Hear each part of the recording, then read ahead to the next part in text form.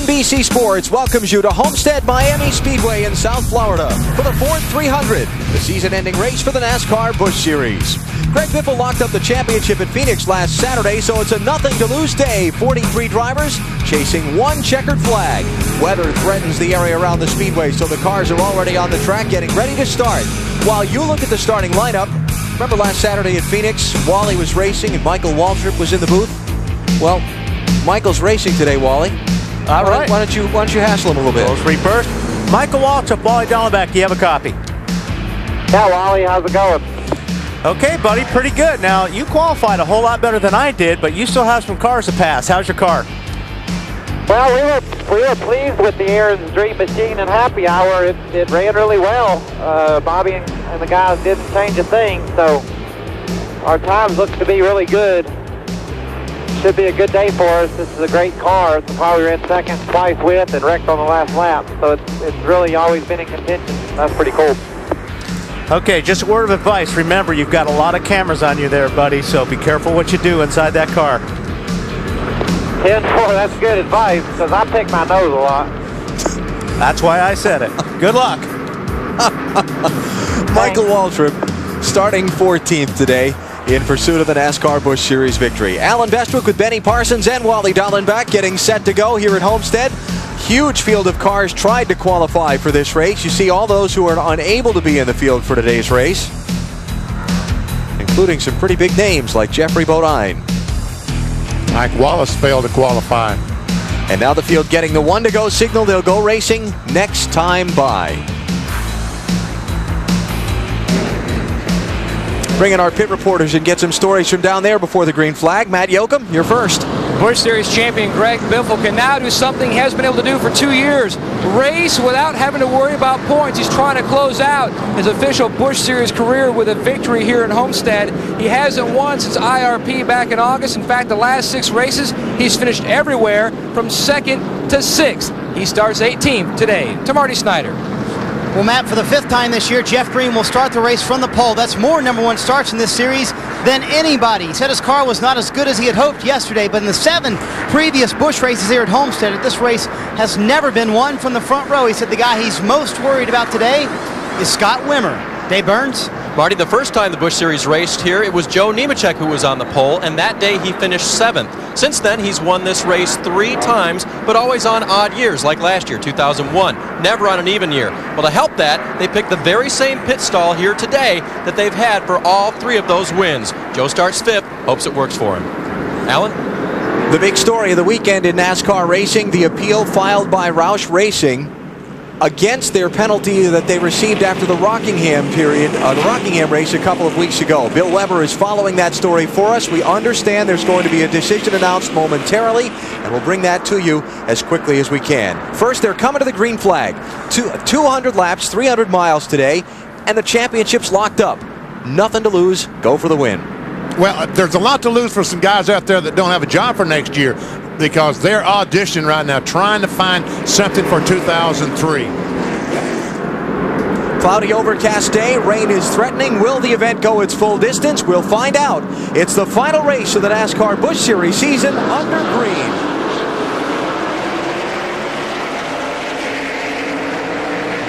Wow, someone in back did not get a very good start at all.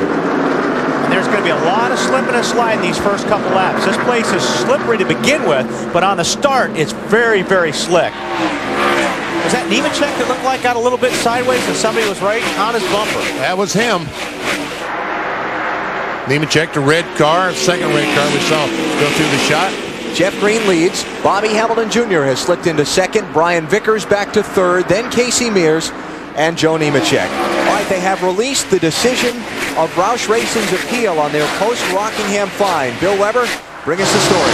Alan, the commission heard the appeal this morning, first from Roush Racing and then NASCAR's side. Just moments ago, it was announced that the appeal was denied by the National Stock Car Racing Commission.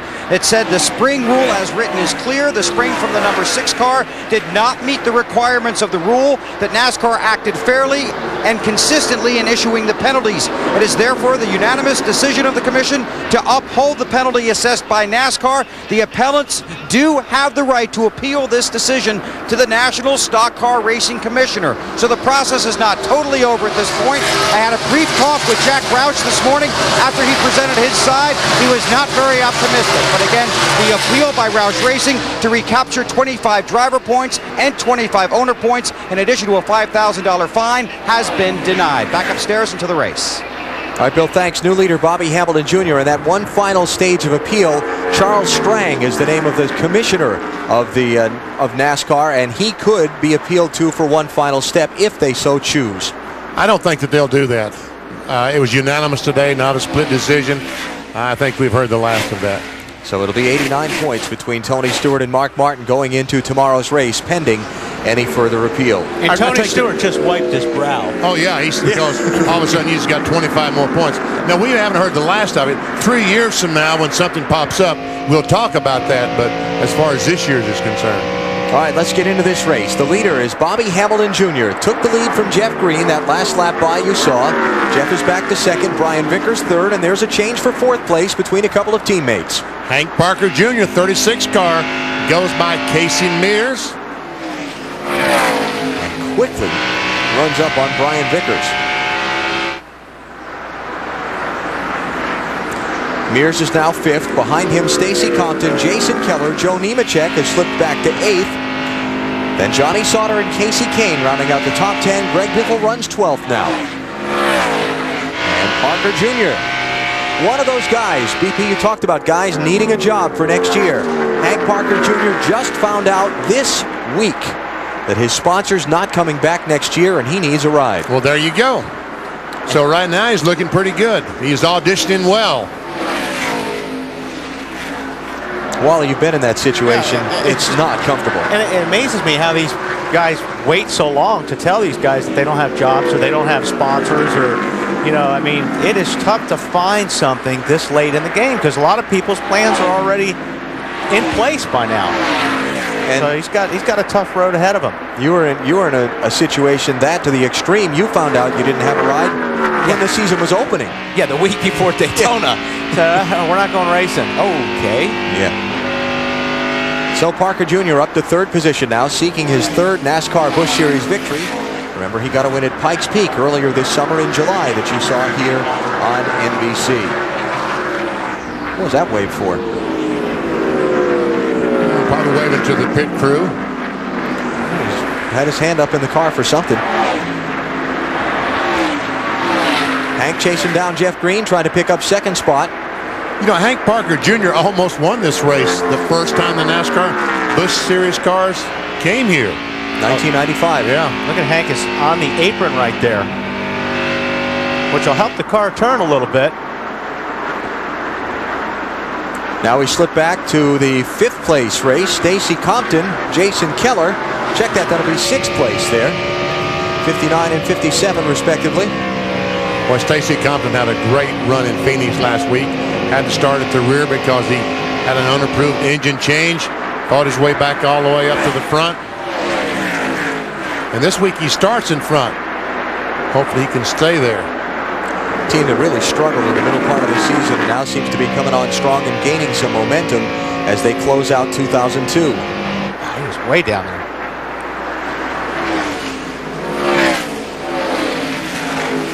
'57 car Jason Keller going to lock up second in the NASCAR Busch Series Championship. Gave it a valiant run, trying to take the title from Greg Biffle, but was closed out last weekend at Phoenix. He'd like to wrap up his most successful season in Busch Series racing so far with a victory in his Ford.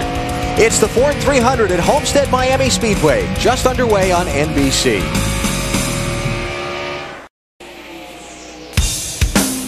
NBC's coverage of the Ford 300 is brought to you by Ford. With 150 million vehicles sold, Ford is America's #1 choice. By Stacker 2, the world's strongest fat burner. Burn fat, crush cravings, and supercharge your energy. And by Napa Auto Parts. We keep America running.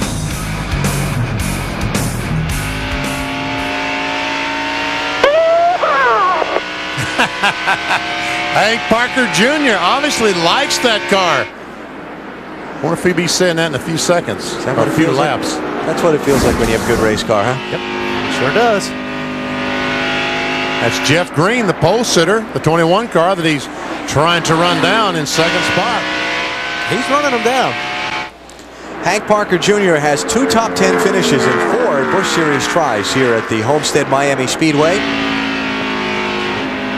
Boy, look at that car roll through the center, Benny. All right, what do we got up at NBCSports.com? I'm sure Wally's got a race preview for tomorrow. BP's got some mailbag issues.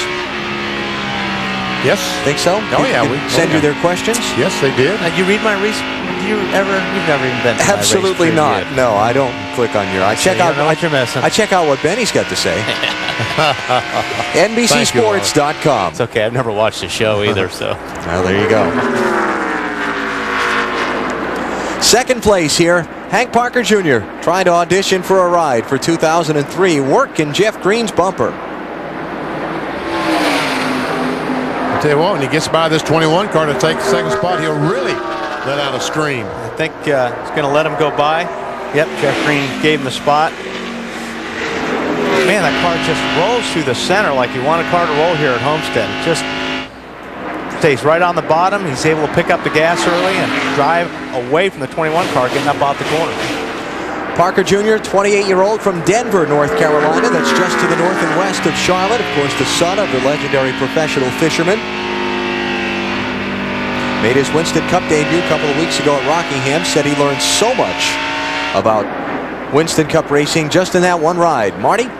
Yeah, you talk about this sport and how things have been going so great for Hank, and then they get the letter Tuesday. He's a perfect example of how this sport can just bring you right up, and BP, you know this, it can kick you right back down to the ground as soon as you can do that. He was having so much fun, made his Winston Cup debut, ran pretty well. This team has been running a little bit better. He's going to have a baby in April. His wife, Wendy, is pregnant. They had just found out they're having a girl in April, and then they got the letter on Tuesday that said that his sponsor was not coming back next year, and they don't have a sponsor. So, and if they don't have a sponsor, they likely will not go race. So he is indeed auditioning for a job right now, but this sport can just do things to you that are unbelievable.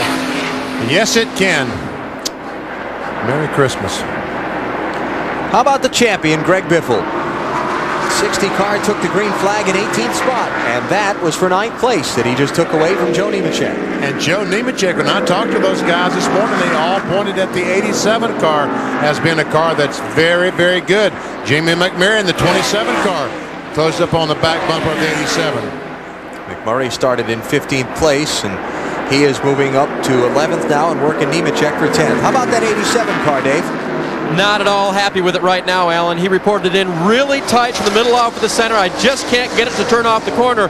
His crew chief Brian Petty radioed back that his times were decent, but that they'll just have to work on it when they get the chance. And unfortunately, this racetrack is so flat and the corners are so long that the proportion of the mix that's car here in handling is greater than at some other tracks. There's not a lot Joe NEMECHEK can do right now. No, you know, Rockingham and Atlanta, last month or so, we've seen these cars move up and down the race trying to find the spot. As we see Martha NEMECHEK, Joe's mom. Here, you're confined to one spot where these cars are running. So you've got to make the car handle on that spot. It's a mechanical exercise here. It's been a racetrack of good and bad for Joe and the NEMECHEK family. This was his 3rd NASCAR Busch Series win at Homestead 1 year ago in this race. Of course, this was the track that back in 1997, Joe's brother John lost his life in a racing crash. The emotions they feel still to this day when the NEMECHEK family comes to this speedway. Right now, Joe trying to hang in there in 10th spot, get to a pit stop, see if he can make some things work on that car a little bit better than they are now. Yeah, he's lost 5 spots since the beginning of the race. Oh, we got a crash. David Green. Ooh, heavy damage to that car. And it's rolling. I don't know how. Well, now you know. You got cars coming on your outside. You drivers talk about if you can drive it back in, it doesn't go on your resume as a crash. Heal the back of it, guys. 92. That's a long walk. Or imagine that. Said the 92 car got in the back of him. I think that's Rick Hendrick we're trying to see there through the traffic on pit road. tough one to fix.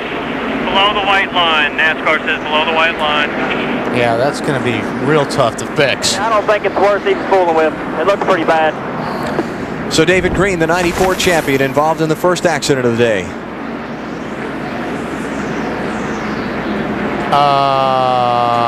No, I don't think the 92 car got in the back of him. No. He was just on the inside of him, lost the air, had no air to lean against, because when you go in the corner, you have that whole side of the car to lean against. It isn't there. Yeah, but if he drove on the apron, that may have aggravated a little bit as well. You know, what you're saying with the air also. So two things happened there at once. And maybe David felt like he got pinched a little bit. That obviously that's what he thinks. Yeah. Here it is in real time.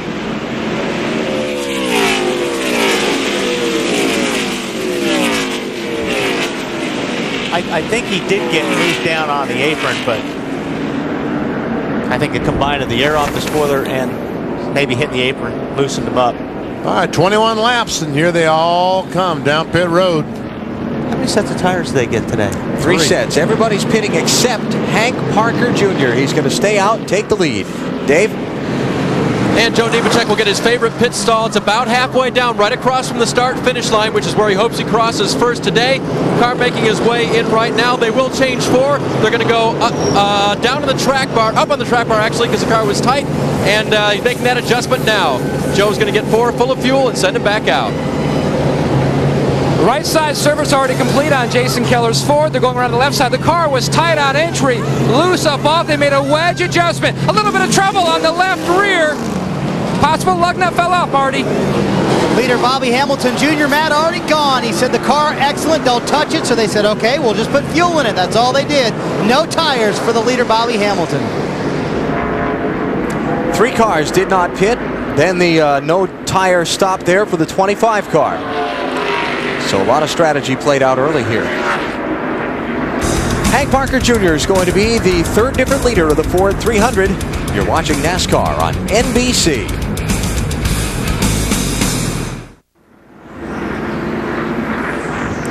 Getting set to go back racing. It's NASCAR on NBC from the Homestead Miami Speedway, where tomorrow the curtain comes down on the NASCAR Winston Cup season.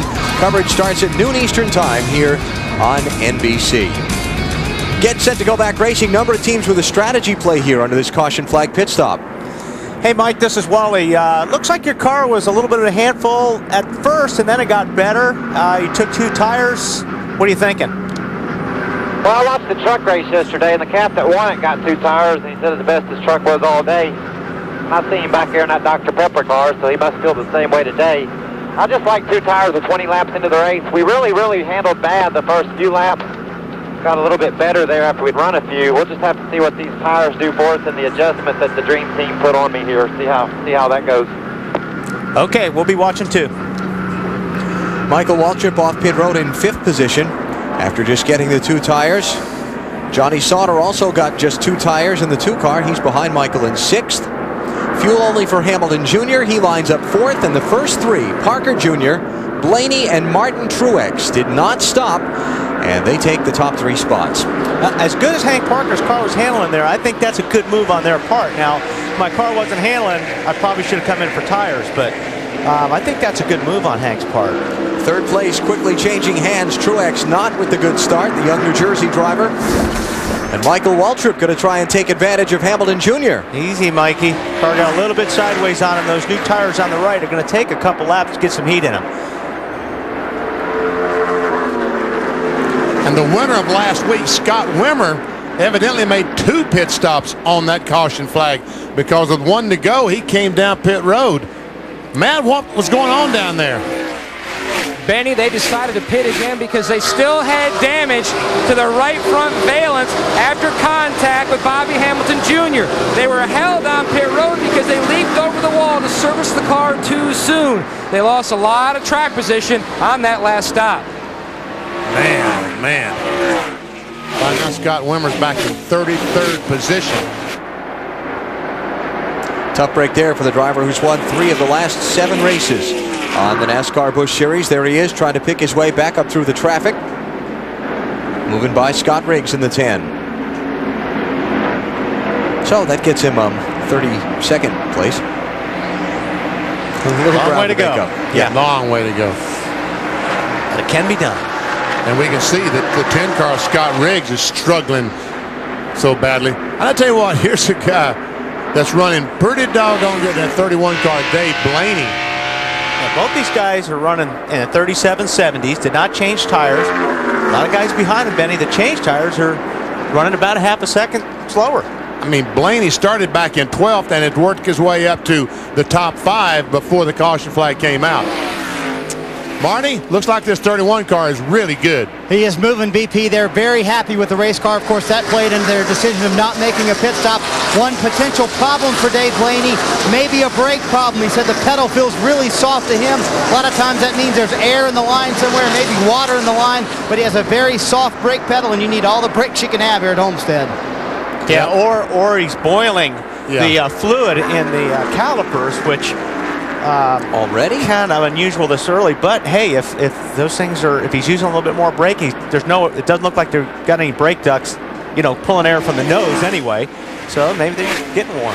That's right. There's no air going through the nose of the car back to cool the brakes. And we heard in happy hour today for the NASCAR Winston Cup talking about drilling holes in the front bumper to cool those brakes. If they're doing it over in a cup side, these guys probably need to do it as well.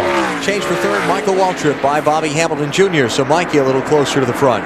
During tomorrow's Winston Cup action, if you check out NASCAR in-car on In Demand, you can get 5 in-car camera channels with virtual dashboards, real-time in-car data, and live team audio. If you've got digital cable, you can order it by calling 1-888-SPORTS-IN. Now, I think eventually Michael will run these guys down, but still, track position-wise, I think Hank Parker and Dave Blaney made a good move. Joe Buford, Nashville, Tennessee area driver, spinning around. That's in turn 4. It looked like he hit a thing. Nope, and well, they do have a caution flag.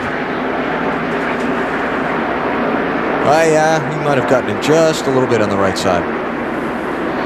So, second caution flag of the race is out. And it doesn't look like anybody's in position to try and get a lap back from the leaders. So, while they come back around to the caution, the pace car gathers up the field. Let's check with Bill Weber. Well, I'm here in Greg Biffle's pit with car owner Jack Roush. Jack, you just read the release from NASCAR denying your appeal on Mark Martin's spring at Rockingham. First of all, your reaction. Well, they did pretty much what I expected. The appellate board has been pretty much a rubber stamp for whatever the NASCAR proper has done with regard to their rules and their penalties. I really hadn't expected any relief. It would have been a pleasant surprise had that happened. I think that we're in the right. I think we've been in the right before, and in the sense of the way a dispute would normally be adjudicated and settled in our public court systems, but that doesn't work at NASCAR. They've got their own form of justice. If you believe that, Jack, why did you take the time and effort to appeal? Well, it wasn't my decision. My advisors, my legal advisors within the company made that decision, and they did so based on what might follow. And I'm not saying that anything will follow, but we would have closed our options had we not appealed. There is one more step. You could take it to the commissioner. Will you proceed in that direction? I'll take that under advisement. I suspect that we won't. We've gone to the first point, the first level of review, and that gets us through the race tomorrow. Hopefully it'll be finished tomorrow. If Tony wins by more than 25 points, which I hope he does, then we can put it all behind us and move on. But you still can win the championship, obviously. We can still win the championship if something really unfortunate happens to him, but I'm not wishing that on him. I think that he's had the best car throughout the 35 races we've had to this point. I had trouble with the Winston and with the Busch clash, or Busch shootout. But he's had the best car throughout the 35 races, and it would be a travesty if something happens to him and he can't win. All right, Jack, thanks for your time. Good luck. Just a few minutes ago, Mark Martin and Tony Stewart were in a joint press conference here in the infield of the track. Mark Martin was asked about the appeal and admitted that it was a long shot that they would win. But he said, if we lose the championship by 24 points to Tony Stewart and hadn't appealed, we could never live with ourselves. That's the latest from down here, Alan. That was a very class statement, that last sentence that Jack Roush said. that Tony Stewart has been the best car. He deserves a championship. And as they all said, you'll hope it doesn't come down to those 25 points and leave any kind of question mark over a potential championship for Tony Stewart.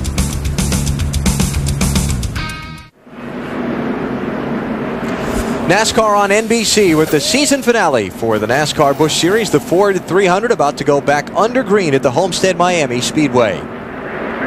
Hank Parker Jr. still no pit stop. He's out in front.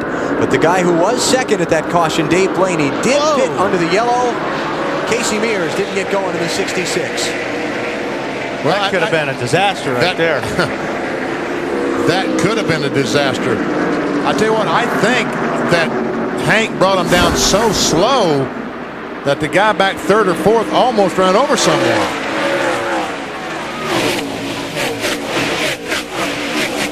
So Blaney, the 31 that pitted on that yellow, restarts back in 32nd spot.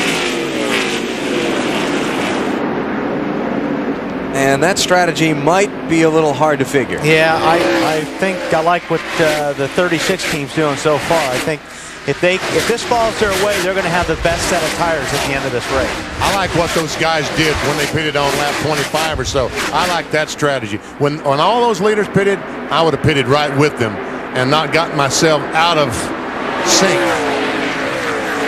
Yeah, you know, the best call so far has been on that 99 car for Michael Waltrip to me. Pitted, got his fuel tank topped off at lap 22, took just the right side tires to get the track position. Yep, I agree. Let's go back and check out what happened on that restart. Watch about 4th or 5th in line on the left-hand side for the 66 car. Actually, I think the 66 got in the back. It was Jason Keller. Jason Keller, the guy that all of a sudden looked like he wanted to start and was starting.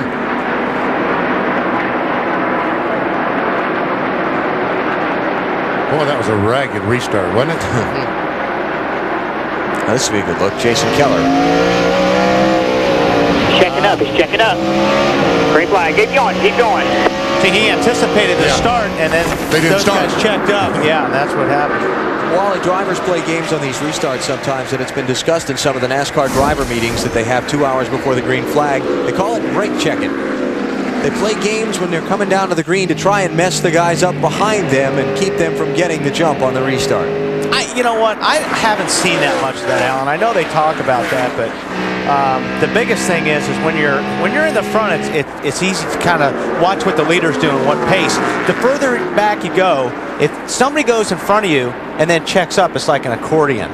Another thing is guys will lay back and they'll just try to anticipate when they throw that green and get a good run on a guy. And just about everybody does that. That's why NASCAR tries to keep everybody closed up on the restart. Boy, Biffle just cannot get off the corner very well at all.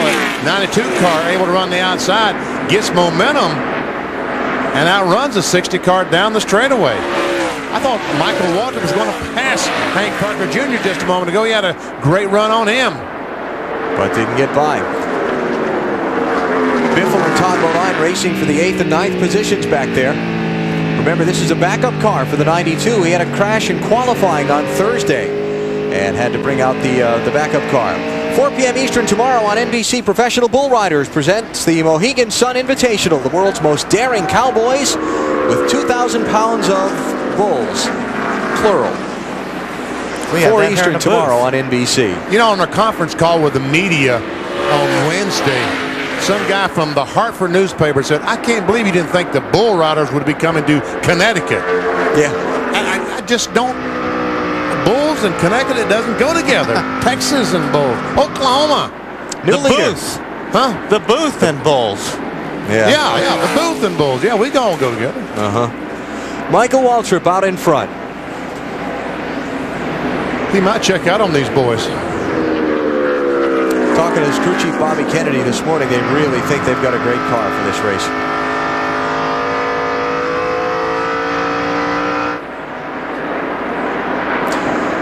You know, Wally, we spend all this money putting all these cameras and microphones in your car last week at Phoenix.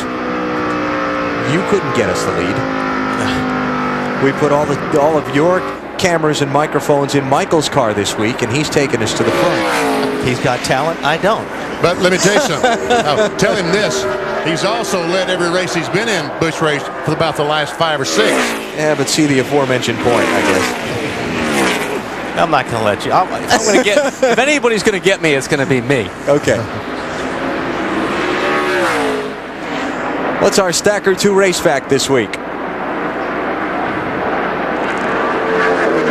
Mr. Cup regulars have won 6 of the 7 Busch races at Homestead. And that goes back to before they had Winston Cup races here. They started running the NASCAR Busch Series here in 1995. Dale Jarrett won that race. It used to be held on an open weekend on the Winston Cup calendar. So who was the one Allow me to think about that for just a second. He said Kevin LePage. Yeah, that's right. All right, here's Biffle trying it again. Can he get the run? Can he get the run? Maybe. Maybe. He may have position going down in the corner. I'll tell you what, that 92 car hangs pretty doggone tough on the outside. Randy LaJoie in the 7 drawing in on this race. He's not going to draw in too close just yet. Oh, Biffle finally cleared him off the corner. Hank Parker Jr. slipping back. Ron Hornaday through for second. Jeff Green through. Jason Keller through. Jimmy Spencer coming up to the inside. Jimmy Spencer had to put all 4 on the apron there. Now we're starting to see the older tires show up, I believe. So Parker Jr. going to fall back to the 6th position from 2nd in the course of that lap and maybe lose more. Riding with Michael Waltrip at Homestead on NBC.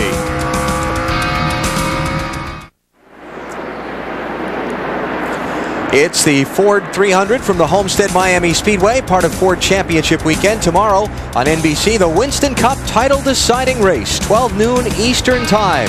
Then we'll have coverage for you of the NASCAR Busch Series Award Ceremony and the NASCAR Winston Cup Award Ceremony on December 6th on TNT. That's a check of our Wendy's race menu.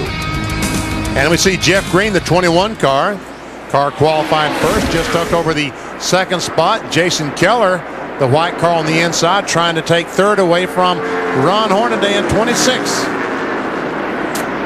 No pepper-upper there for Ron Hornaday now as he loses 2 spots.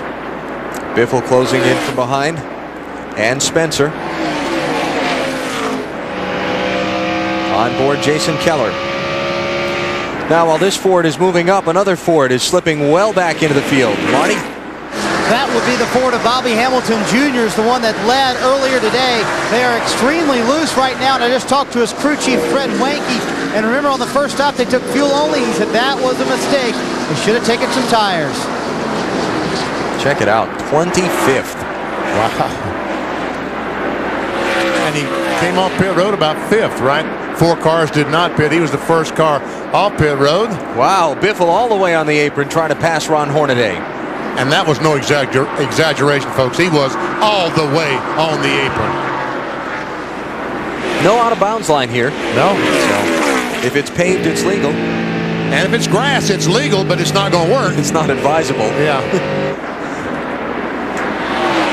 It's Spencer's car. Just kind of fighting that thing around the corner. Yeah, that Dr. Pepper car looks like it was a little bit loose there for a second.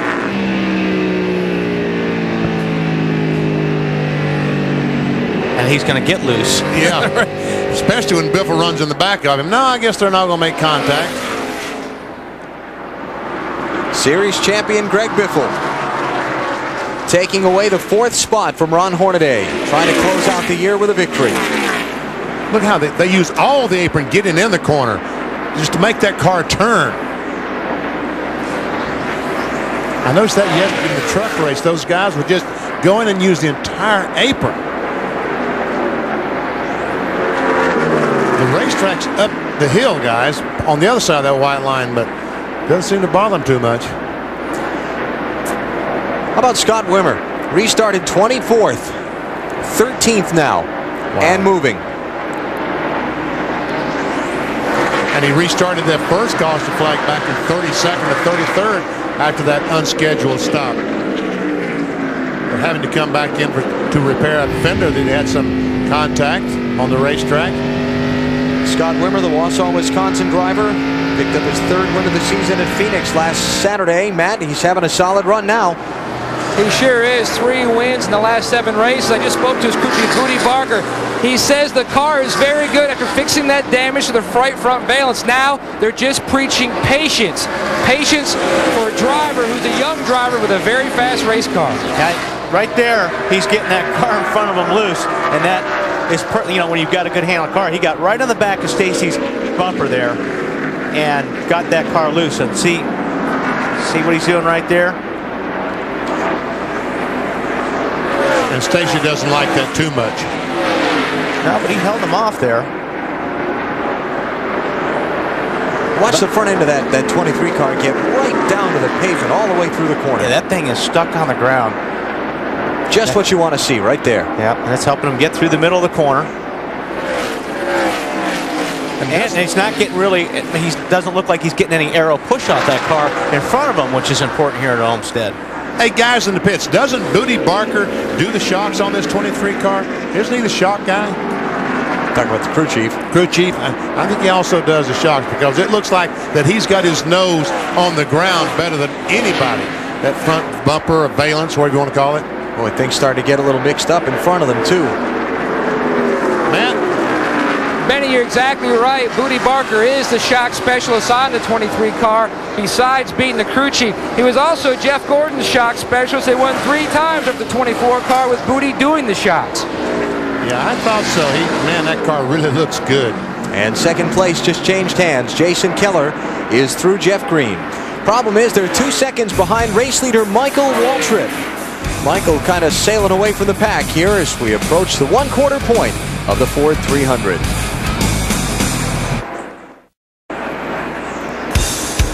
NBC's coverage of the Ford 300 is brought to you by General Nutrition Centers. Live well with GNC, the official vitamin store of NASCAR. By Pep Boys, help for your cars just a Pep Boys away. Pep Boys, we're car people. And by Net Zero Internet Access. Get the access without the excess. Go to netzero.com today. All right, here's a pretty good battle for the 3rd position. 21 car, Jeff Green has it. Biffle's going to take it. I think he's going to take it because he has better tires and he just slides under Jeff Green up in 3 and 4. Takes the spot away. Pretty forcefully there. Took it away. So Greg Biffle, the 2002 NASCAR Busch Series champion, moves to the number 3 position behind his season-long rival for the title, Jason Keller. And look at the line he's taken into the corner. That's what I'm saying. You'll see a lot of guys doing that tomorrow, too. Got to be some grip down there, obviously. I mean, there has to be. Otherwise, he could not drive that car down in the corner at 155 miles an hour. Unbelievable. We're talking about Biffle going below, way below that white line, the apron of the racetrack, which is basically flat to get in these corners. You see a very steady progression forward for Greg Biffle. Moving his way now into the top 3, and that is the 57 of Keller right in front of him that he's going to try and take another position away from. Check all 4 tires below the white line. And I said that you don't look around on this racetrack for a line like you would at Atlanta or Rockingham, but I may be wrong. They may invent a line. Keller says go on. A lot of times you'll see guys drop on the left sides because that will help turn the car in the center if you're pushing. But you got to have a car that's handling pretty good to drive all 4 underneath that line. Of course, Biffle and Keller staged a tremendous fight for the NASCAR Busch Series championship all throughout the spring and summer and into the fall months of this season. And we talked with Jason earlier this weekend about what he might take away from racing with Biffle for the championship that he can put to good use next season. He's taught me a lot in how he does things, how he approaches things, and how he approaches happy hour, how he approaches qualifying, and I've learned a lot from him, and hopefully I can take what I've learned from him and be better next year. And Greg told me something last week that really stuck with me, that winning his truck championship didn't prepare him for winning the Busch championship, but losing the truck championship has helped him be a better points racer. So hopefully by me losing this Busch championship like we've done, that I can be a better points racer, and that's what we're focusing on. So you see Jason tried, Yeah. He saw Biffle do that. He said, hey, let me try that apron. Now Jeff Green, 21 car, said, hey, look what he's doing. I'm going to try that. I'm going to try that. So not only did he learn something from Biffle racing for the championship, he learned something following him through turn 1 at Homestead. Exactly. Jason Keller running third, Jeff Green fourth, behind Greg Biffle in second, and the leader Michael Waltrip. Past 1/4 distance today here at Homestead Miami Speedway. The rain has held off so far. Michael Waltrip leads the Ford 300.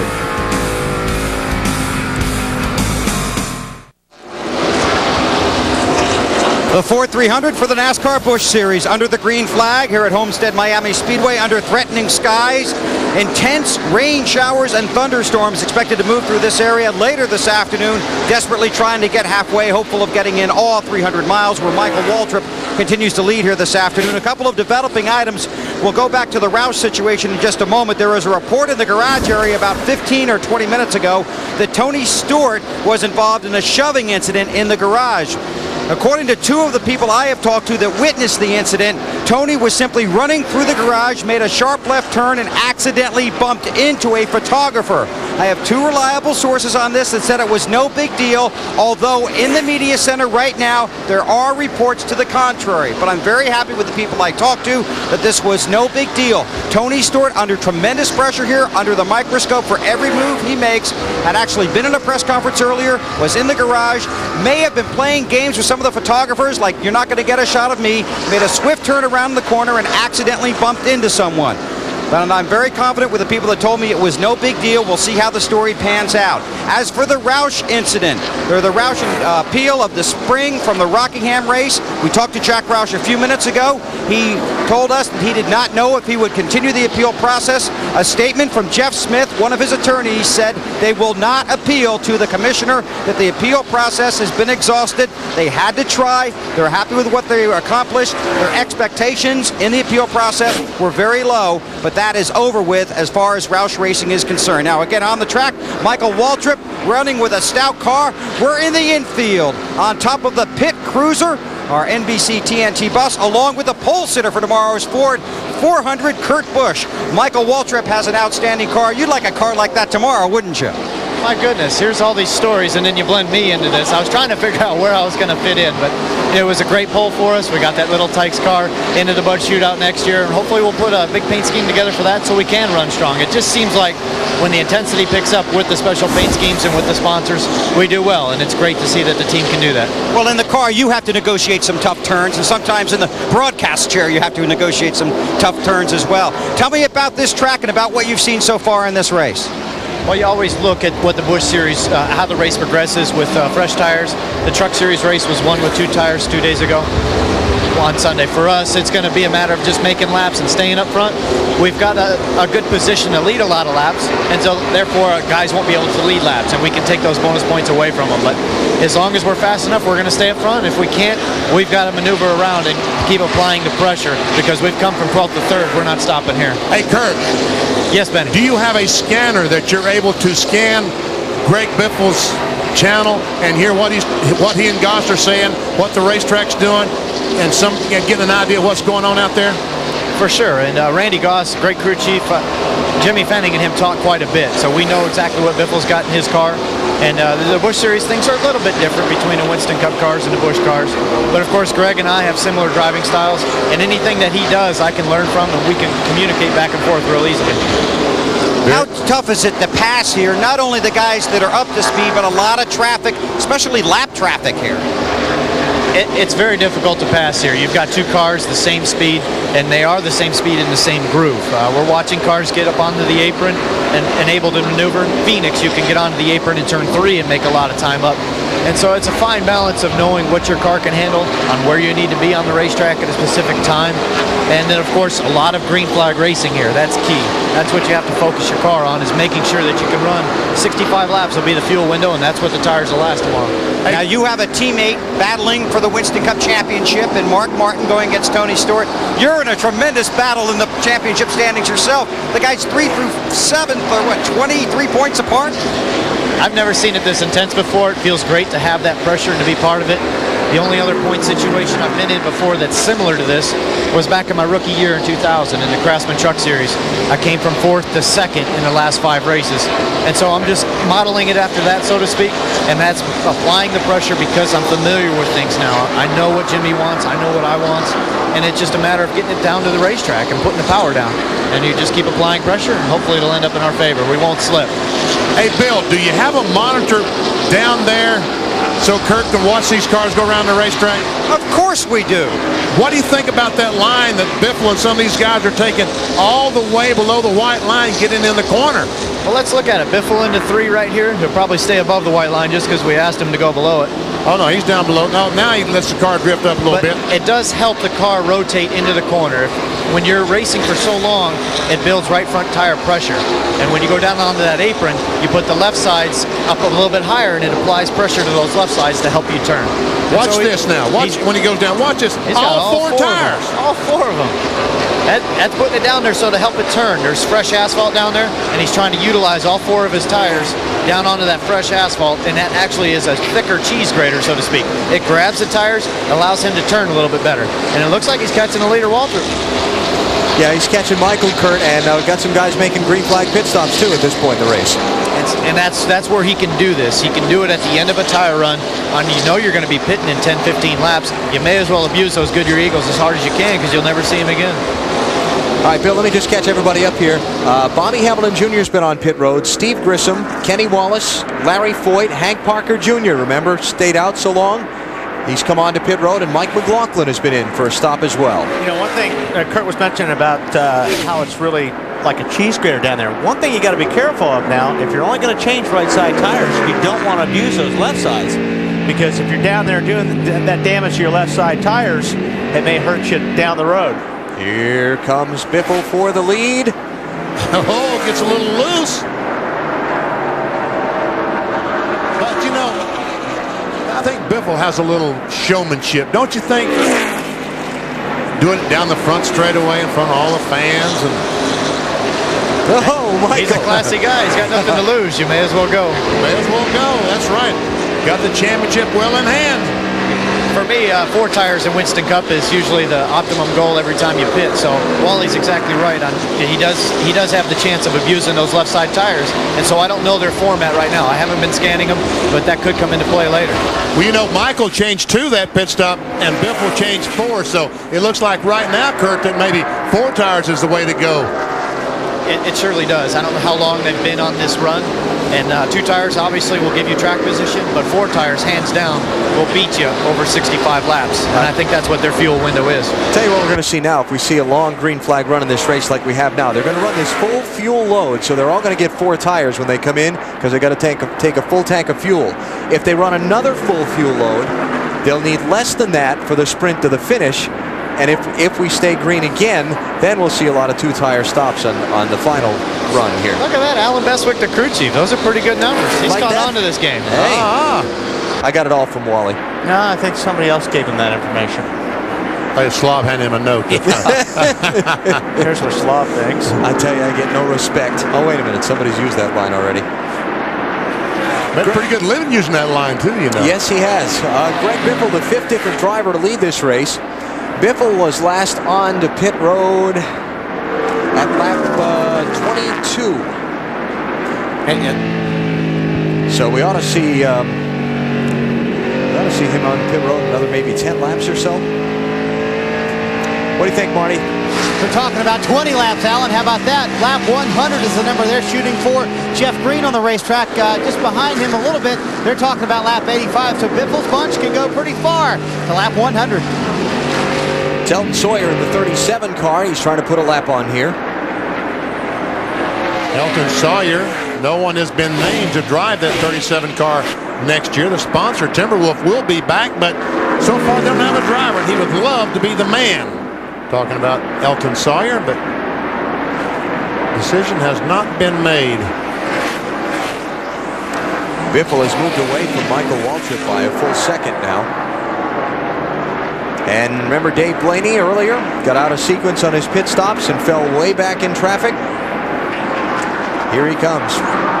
The good news is he's up to 8th spot. But here's the bad news, Marty. He's 9 seconds behind Biffle. And here's the worst news, BP. That brake problem we talked about is getting worse. It's getting worse the longer they run. The brakes are getting softer, and you just can't have that here at a flat racetrack like Homestead. So they've got a great chassis. The car is excellent, but it just has no brake feel, and you really need that. Dave Blaney driving for the Ted Marsh-operated team out of Connecticut.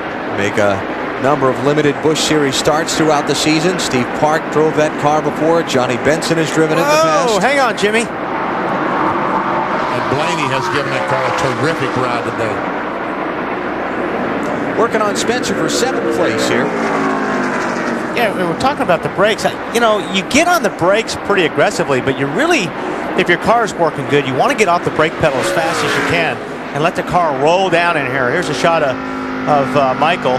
You see him just tapping those brakes a little bit. Now he's getting off the corner. We'll see what he does when he gets down into the next corner. You may even get a security pump out of him. Kurt Busch is with us and looking on. Don't be afraid to throw your 2 cents worth in here, Kurt. Such a ballet it is when you're racing in oval tracks, road course racing. He's just very fine with the throttle. You want to be minimum on the brake here. And so he's bringing up the throttle, and right back now, he's full throttle off of turn 2. All right, Jeff Green going to give up a top 5 spot on the track to come in for service. Marty. He started on the pole today, Alan, running in 4th. As you mentioned, the car is tied off for Jeff Green. He wants more forward bite. So what they're going to do is they're going to take some wedge out of the left side wedge bolt. You'll see that going in right there. And they're also going to take a pound out of both rear tires. That should give him more forward bite off the corners. You see some of the 29 guys changing tires on the front, and it's a pretty quick stop for the 21 Busch. He's back out on the racetrack. Well, that's a great pit stop. And, you know, as Kurt was saying, these races go green for so long. These pit stops are real important because if you lose 2 or 3 seconds in the pit, you're losing about a couple hundred yards on the racetrack. So these green flag stops are important. Down to 25 cars on the lead lap because of the long green flag run. Dave? Shane Meals' car is now loose. It was tight earlier. His bad qualifying run, blame it on the car. According to his crew, that car has never qualified well. Happy hour yesterday, very good for Shane.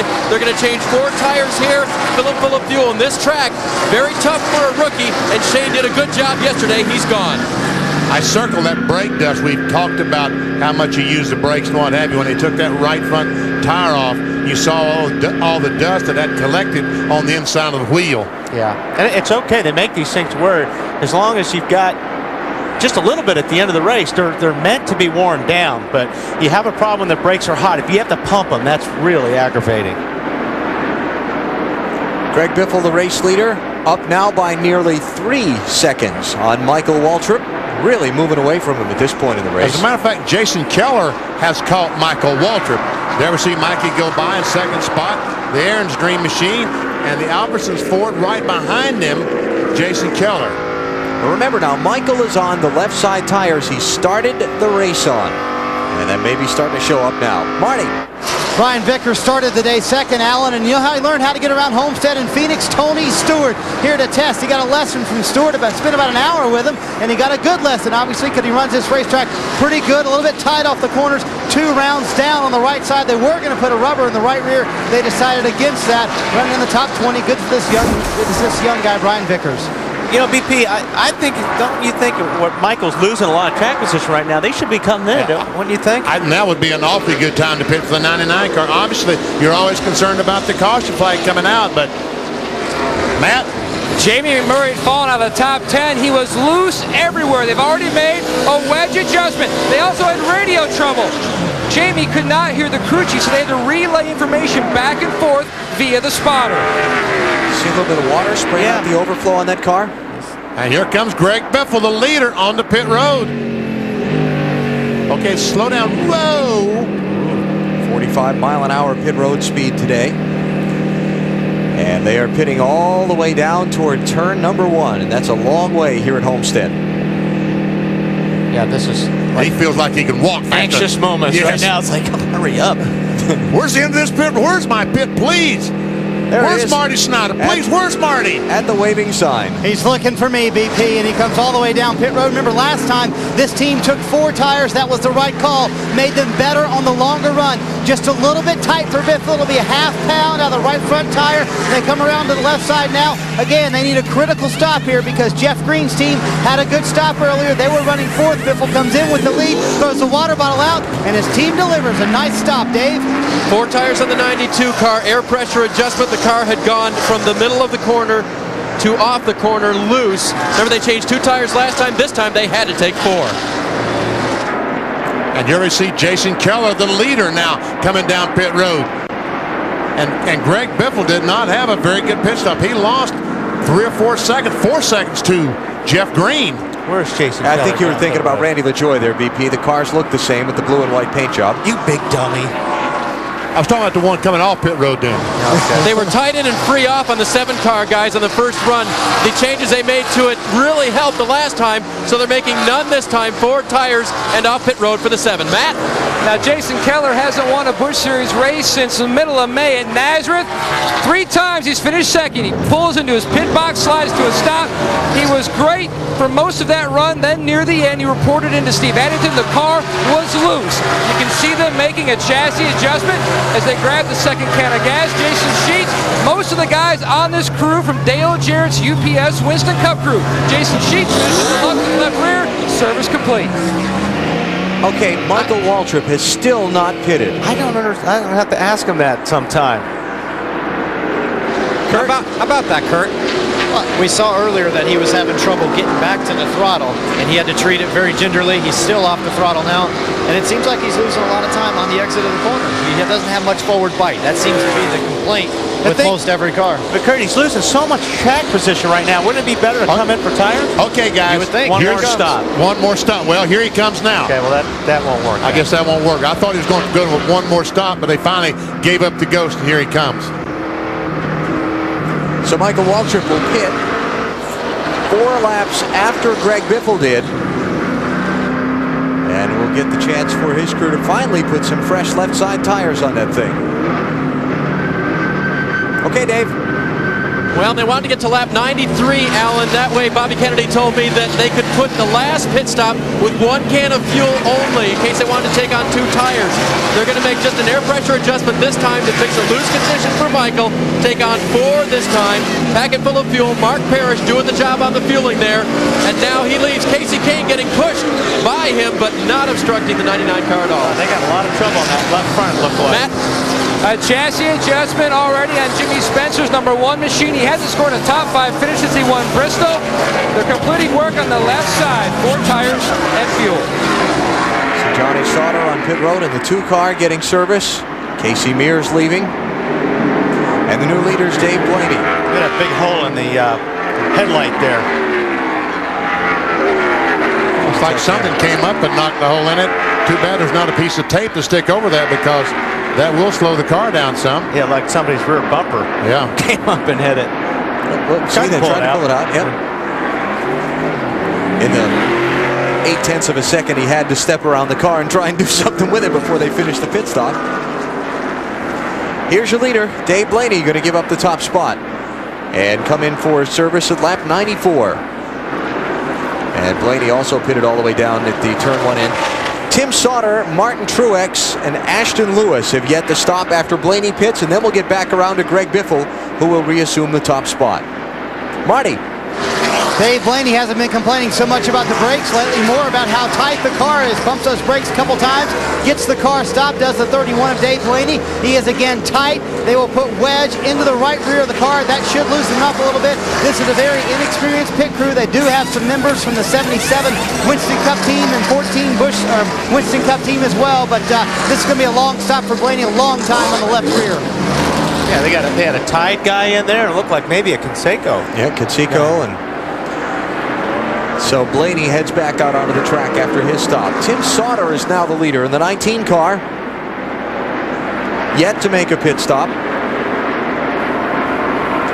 And then it's going to be Martin Truex, and then Greg Biffle, Jeff Green, Jason Keller, Scott Wimmer, Joe Nemechek, then Michael Waltrip. Michael lost a lot of ground. I know they had trouble, it looked like, on that left front wheel that had some problems with the lug nut. Well, let's move it back to the foot camera if we can check it out. We can probably see him plant the throttle pretty good now, and he'll be maintaining time. He won't be losing as much time anymore, but look at him. He's right on the bottom of the racetrack, probably getting a good bite up off the corner now. Love those fresh tires, huh? It's almost like clean air when you have a restart. It's like a drug. You have to have it, and you don't want to wear it out too quickly. Right. Driver's best friend. Yes, new tires are definitely a driver's best friend. All right, here we go, Kurt. Here's the foot cam. Oh, he's already got it to the mat. Let's watch him as he comes down the front straightaway. You see that left foot up off the brake? Off it. Little brake. Brings it down to the white line. He'll go after the throttle a little bit, and then he'll go down pretty early. And there it is. And you see this piece here above his foot. That's in case the throttle were to hang when he gets to the corner. He can take the top of his foot and jerk it up. It's a great safety add-on. You can put those on top of the gas pedal there. In case you have that problem, it's a good way to get out of it quickly. But Roush Racing has a different sensor as far as brake pedal pressure versus vacuum in the race car. And if we go for too much brake pedal pressure, it'll actually cut the ignition off in the car. That's a great thing that they were able to come up with this year. Have you had that happen to you?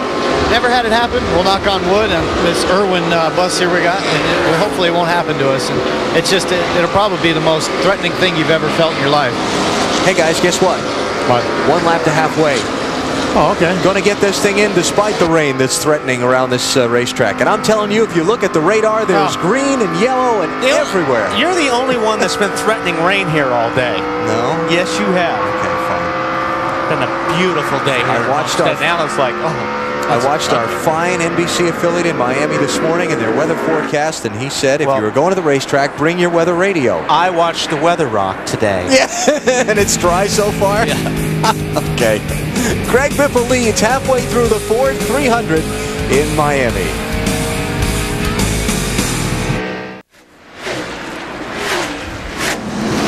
Tomorrow, the NASCAR Winston Cup Championship for 2002 will be decided here at Homestead Miami Speedway. It's the Ford 400, final race of the season, live on NBC starting at 12 noon Eastern Time. Well, here's Biffle points racing. Yes, we've already determined that he's the Busch Series champion for 2002, so he decided what to... He tried to win the race last week at Phoenix. Yeah. Came up 15 laps short. Napa Field summary on the day. Caution flags, only a couple of them. David Green involved in a crash at lap 22. Joe Buford spun at lap 32. Both drivers are fine. Leaders today, Michael Waltrip for 40 laps, Greg Biffle for 19, Hamilton Jr. for 19, Parker Jr. for 18, Blaney, Jeff Green, Keller, Tim Sauter, all for a handful apiece.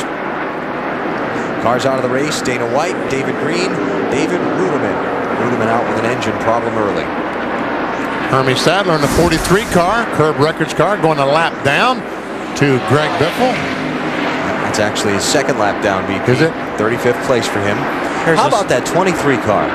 Man. Scott Wimmer, that 23,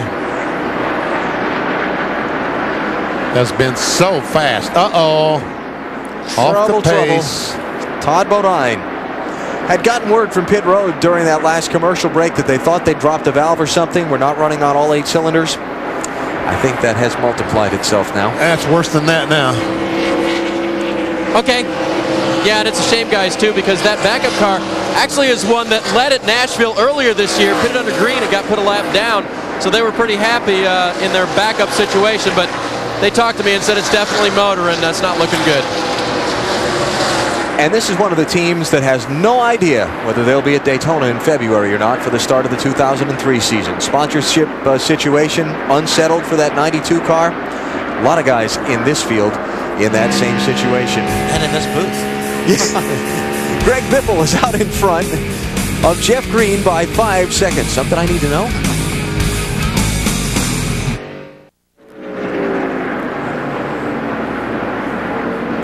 Arena football is kind of like a NASCAR race at Bristol. A lot of mayhem in a very confined space. A lot of fun.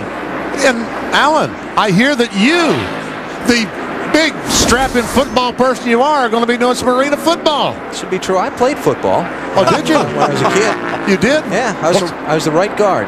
And what age limit did you quit playing? About 13. Oh, Then he went out for the baseball team. Didn't do well there either. All right, this is Abuse Allen Day, I can see. Second place here. Scott Wimmer's about to abuse Jeff Green. Uh-oh, we got a car in the wall. Trouble. Looks like Kevin Grubb. You know, that car looks almost identical to the 5 of David Green's car, doesn't it? Well, maybe not torn up as bad. Caution flags out. Third one of the race. And a lot of the crashes that happen here at Homestead end up back end into the wall heavily like that. Yeah. Now,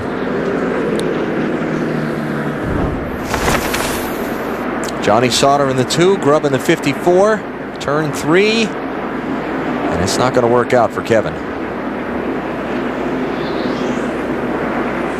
It looks like the 2 car got into the left rear. yeah, it looks like some contact between the 2 that sent the 54 spinning around. That's never a good feeling, is it? No, it's always difficult to accept a wreck like that. Been in a situation similar to that. I was going to say, is he waiting to talk to somebody when they go by like some other guy I saw at the Brickyard this year? I'm pretty sure he learned a lesson from that as well as I did. It's difficult to say. I mean, the 2 were racing into the corner very, very hard, and on the outside, you can get your right sides up in the marbles very easily, but it looked like he got a little help in the left rear. What lesson did you learn at Indianapolis? It's okay when your car's wrecked as long as you're okay. I mean, there's other days where you can bounce back, I guess. There's not many lessons you can learn. You just have to take a new approach. Kevin Grubb walking away for the trip to the medical center in the infield and the checkup from the doctors. It's going to set up an interesting little fuel situation here. Pit stop's going to come with 86 laps to go. Going to be a lot of people can't make it. Going to be a couple that just might be able to. There's going to be some that probably will try, but my guess is these first 2 cars are not going to be able to make it. They'll have to stop for splash and go. That's why they're stopping now. Get in tires.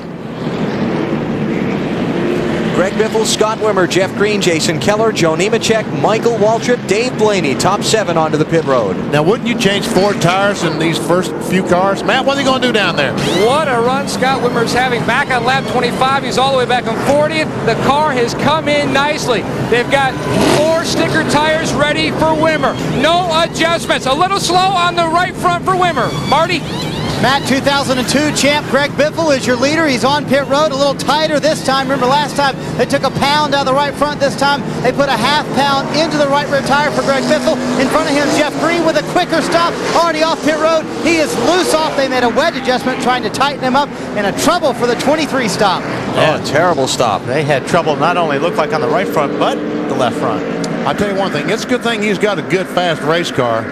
He's going to need it. He's going to need every bit of horsepower and all the handling that he can come up with to get back to the front. And it's good it happened under yellow, because if that would have happened under the green, that could have cost him the whole race. Off the pit road first was Jeff Green. Beat Greg Biffle out.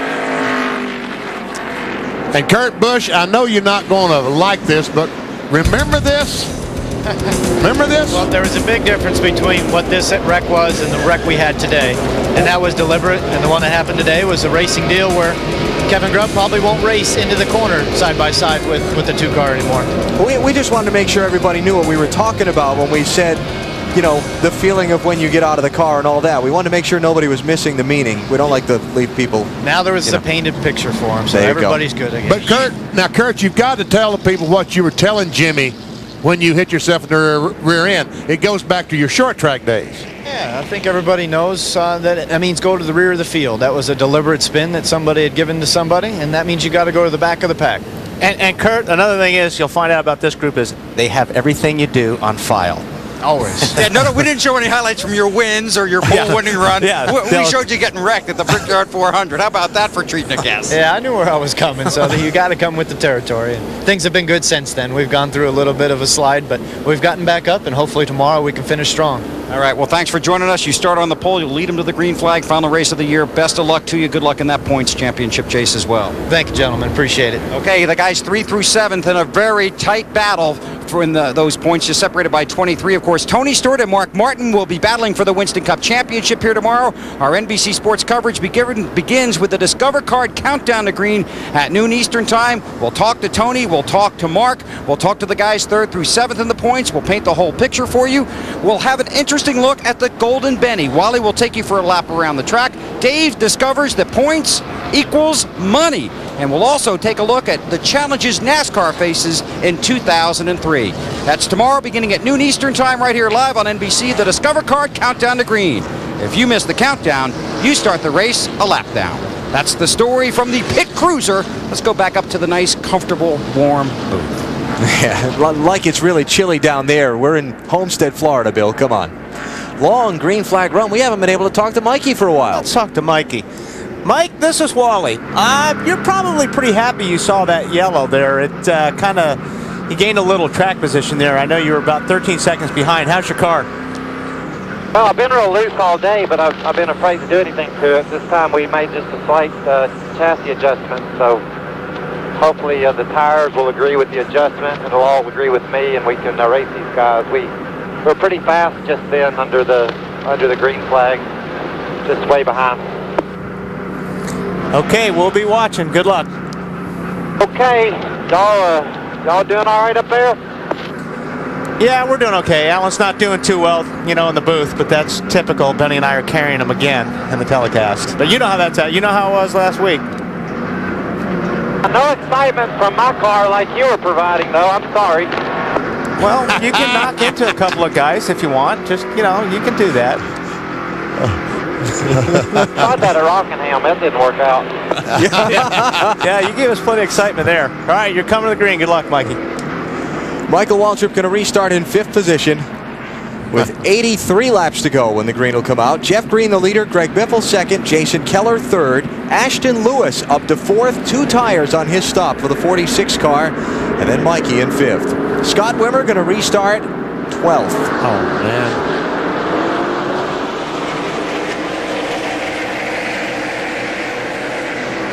And those first 2 cars clear that traffic, and boy, that's important. And here goes Biffle trying to get by Jeff Green on the get-go. Pushing him off turn 2. All over the place over there. Caution is coming out for rain. Caution is out for rain. We are past halfway. They'll race back to the start-finish line for positions. Here comes Biffle, going to try and get the top spot away from Jeff Green off the last corner. Can he do it on the outside? Wow. He's got to run. Pick it up a little bit. Greg Biffle to the caution flag first. How about that? That was a power move there, wasn't it? Wow. You don't see a pass on the outside at this flat racetrack very often.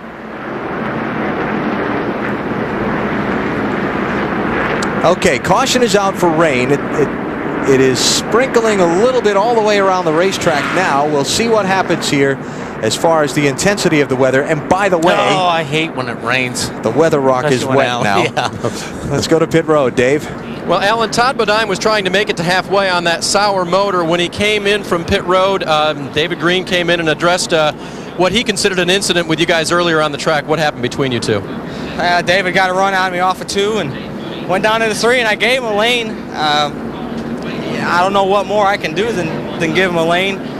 Even if I didn't give him the lane, you run on the apron. This place, I mean, I was racing on the apron. Everybody does it. So, you know, I hate it for him. You know, he's trying to get that right for next year. He's a great driver, a great team. You know, I hate it for him, but I did nothing wrong. And it's a shame we blew up. We had a great race car. Tony did an excellent job making some changes this morning. The guys had an awesome pit stop right there. It was like a 14 flat. That's awesome for a Busch team, and these guys do it all the time. And we were trying to make it to this rain. You know, we knew it was going to come, and just trying to get there, and didn't quite make it. But you know, this is a great team. Herzog Jackson Motorsports team's an awesome race team. Need a sponsor. Talking to some people. Hopefully they can get it for next year, and I can come back. All right, thanks, Todd. The exchange between them was words only. The crew from the 5 car actually came over and gave them some sheet metal here. The crew chief of the 92 wrote this on here. Rambo's a big joker there, but this sheet metal came from the 5 car, and they wanted to make sure that the 92 was presented with it, guys. What a great game, isn't it? I'm telling you. Can't we all just get along? Yeah. Just be friends. Now, Check out the radar. Where we are is somewhere right under the bottom of that line there. Yeah. That's it. There. Again at the bottom of the line. So, question is, does that just kind of nip us and move away, or does it settle in for a little while and cause this thing to be stopped short of its scheduled distance? Pace car is out in front of the field. In fact, the umbrella's up over the flag stand. While we wait out the rain, let's take this break from Homestead.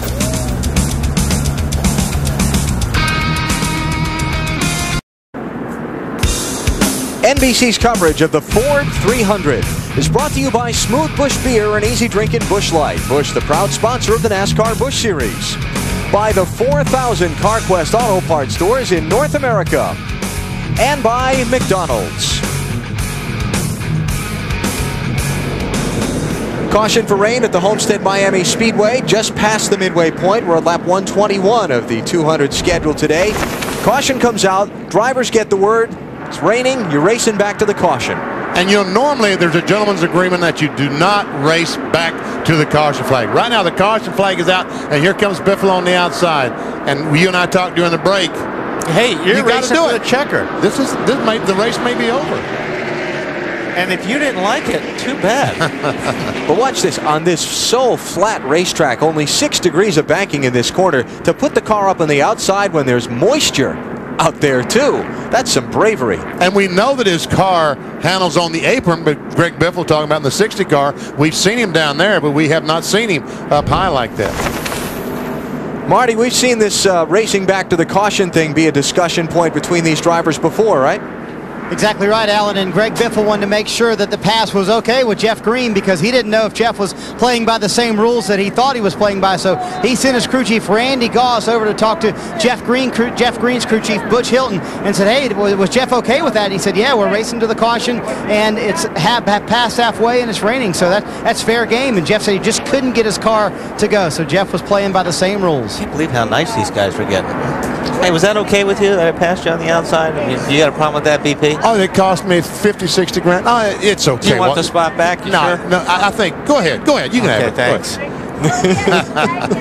We're only teasing, guys. We're only sarcasm teasing. Alert. Sarcasm alert. We're only teasing. Randy Goss, crew chief for Greg Biffle, going to pick up his Champions Crew Chief trophy when the NASCAR Busch Series awards are passed out soon. Waiting it out. It's not raining heavily enough to stop the cars under the red flag, but not stop completely so we can put them back under the green either.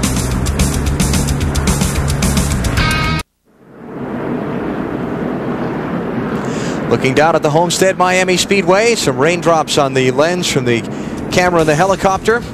It's not heavy enough to stop the race and put it under the red flag, but it's not stopped enough that they've cut them loose yet and resumed the Ford 300 under green. Next Saturday, NBC has Notre Dame football for you at 1 Eastern time. It's Rutgers taking on the Fighting Irish.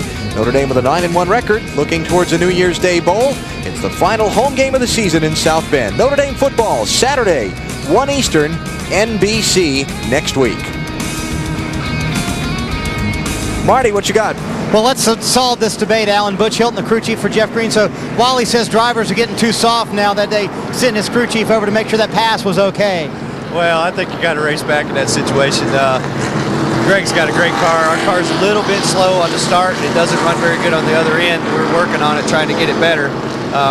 I just want to say thanks to Rockwell Automation. We've had a long run with them here at RCR, and they're going to be leaving us to go over to Gibbs next year, and welcome payday on board for us for next year. I mean, the greater concern for you guys is that now you're behind Biffle, and it's going to be hard to get around him. Yeah, it's going to be tough. The guys in the pits are the only way we've gotten around him all day, so they've been doing a great job here. Maybe we'll get one more shot at adjusting on it, and we'll get better. All right, that's going to be the hard thing, passing him on the track. Still waiting to see when we'll get the restart. We'll take a break from Homestead and come back in a minute.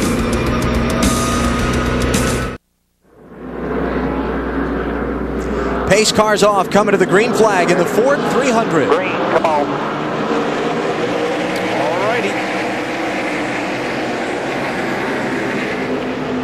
Greg Biffle out in front with that bold outside pass on Jeff Green, coming to the yellow for rain. Fuel mileage a question for a lot of people to the finish of this one. And will it actually get to the scheduled 300-mile, 200-lap distance? Well, if it goes green, there are going to be some guys that run out. There were some guys that stopped there. Coming to the green, they stopped and topped off. It's 21 guys say they probably can't make it. Boy, that's going to be pretty close. Have to come in 4 laps to go. Oh, I know. Biffle will just stay out, I would think. I mean, right now, the first 3 cars have nothing to lose as far other than money and prize money, because Biffle has the championship locked up. Jeff Green is not running for the championship. Whoa, Jeff Green's loose there. And Jason Keller, he can't lose second spot. So, and he just took second spot in the race away from Jeff Green. 57 car up to the runner-up position. Look at Jeff is weaving the car back and forth, thinking he's got some debris on there. And making sure that he doesn't have a flat tire. It got so loose, he said, whoa, I wonder if I have a flat tire. And I think by weaving back and forth, he can determine if maybe one of the rear tires are flat. With Michael Waltrip trying to get by the lap car of Casey Kane. 20th place, first one a lap down in that 98 machine. He can't move over that much because he's racing the 18, Mike McLaughlin right behind him. There's Jimmy Spencer in the 1, the yellow car, 5th place. Now with the lap traffic separating himself from 4th place, Michael Waltrip.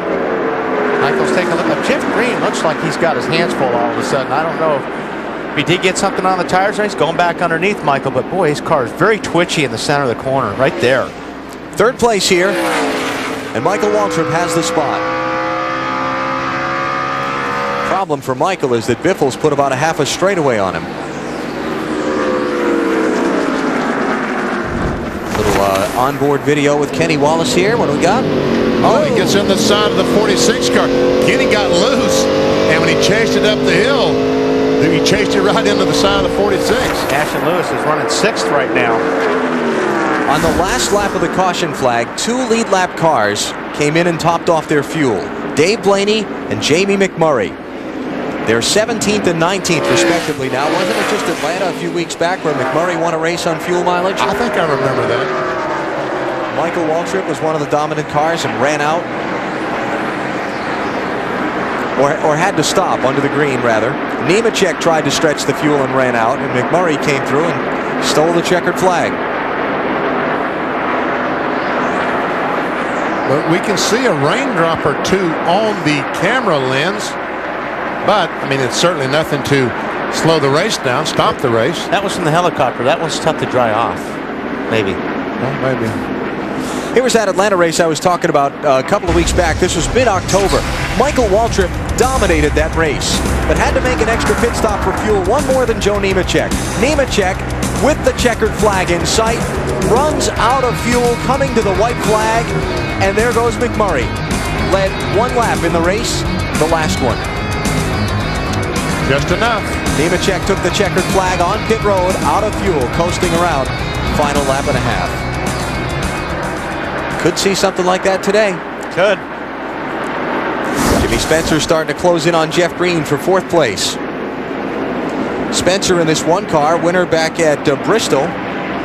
Picked up the victory there. It's been a real hot or cold season for this team. They've had a lot of races. 10 of the 22 races they've run this season, they failed to finish. But when they have finished, the yellow cars finished well. Yeah, they're right there. Greg Biffle out in front by a 2.5 seconds on Jason Keller. 68 laps to go. Weather threatening. Fuel to the finish a question. A lot of drama to come from Homestead. Race for the lead shaping up in the Ford 300 at the Homestead Miami Speedway. 63 laps to go at the line. Jason Keller all over the back bumper of Greg Biffle. Something's up with this 60 car. Has to be, because he's lost a second or so in speed in the last 3 or 4 laps. And for the first time all day, Jason Keller will lead this race under green. Yeah, that car's loose. Oh, yeah. Big time loose. Left rear, maybe? Actually, check that. 2nd time today for Keller, because Marty, he led during the green flag pit stops. Help us out here, Marty. Boy, he is loose. He's got to have a tire going down. Marty. Yeah, he thinks he does have a flat tire, Wally, and he just came on the radio and said that. He wanted to know all the changes they made on that stop, and Randy Goss said all we did was add a pound to the right rear tire. He does think he has a tire going down. Randy Goss told the crew, just hold on for a minute. Let's ride it out and see if it's maybe an air pressure situation. Maybe, there's a change in pressure, maybe moisture on the racetrack, something they're trying to grasp or whatever it could be, but the car has definitely changed for Greg Biffle. and he continues to radio to his team, and he says he's going to come next lap, and they're going to be ready for 4 tires on the next lap, says Greg Biffle. Trying to get a look here, BP. It's hard to see from here. Maybe the left rear is a little bit low, but 21 car is another car that looks like Jeff Green just looks like he's been struggling in the center of the corner here since this restart. And here's Ashton Lewis. Man, what a great drive for this 46 team. Yeah. Here's a team that has struggled all season long. Young driver Ashton Lewis out of Chesapeake, Virginia, 30-year-old. Had 12 races this season. They have failed to finish. 12, count them, league leading. Yet the last couple of weeks they've come on with some great runs. Finished 9th in Atlanta. Had a good run at Phoenix last week with an 8th place finish. Yeah, I raced with him a little bit there. Did a really good job. And great to see for that team that he and his brother basically operate. Family-owned team there for Ashton Lewis. That NEMECHEK under green there, yeah. Here comes the 87 back into the picture. Remember, NEMECHEK faded a little bit in the early laps. Really, I think it's been a track position game for him since then. He just hasn't had it. Oh, easy. Oh, Jimmy Spencer, while the 21 car was on the apron, just decided to try to drive up on the outside. By the way, Kevin Grubb treated and released from the Infield Medical Center. He's fine, though no doubt very disappointed. So Jimmy Spencer going to pick up a spot from that 21 car, and Jeff Green's slide backwards continues. That'll put him back to 7th. Jeff's been on the apron, off the apron. He's been all over the place and can't get that car to stick. And here comes the 23 of Scott Wimmer back into the picture. Remember at lap, with 86 to go, Wimmer came down pit road running 3rd, came off 12th, and Biffle's problems continue in the 60. He almost hit the wall that time. You know, that left rear looks low to me. Sooner or later, he's got to pit, doesn't he, Marty? Yeah, well, right now it's kind of a debate between Randy Goss and Greg Biffle. Greg keeps saying, I think there's a tire flat, and Randy keeps saying, just make sure there's a tire flat. So he has left it in Greg's hands now. If you know it's a flat tire, come down pit road. Otherwise, stay out. So they're trying to debate as to whether it's actually flat or not. Well, in the meantime, he's a second and a half slower than everybody. So. And Jeff Green continuing to slide backwards also. That would be 8th place. Green goes back to as Scott Wimmer moves up to 7th. Time is the question for Wimmer. Needs a caution to try and get him a chance to catch up to Jason Keller. No, he's got a fast race car, but he's got a long way to go to try and catch up. He's 9 seconds behind the race leader. 58 laps to go. Weather still skirting the area. Fuel to the finish, still a question among some of the leaders. It's going to be interesting here at Homestead.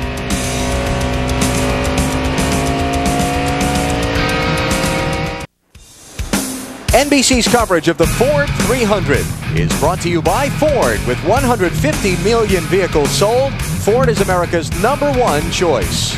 And by Wrangler, real comfortable jeans.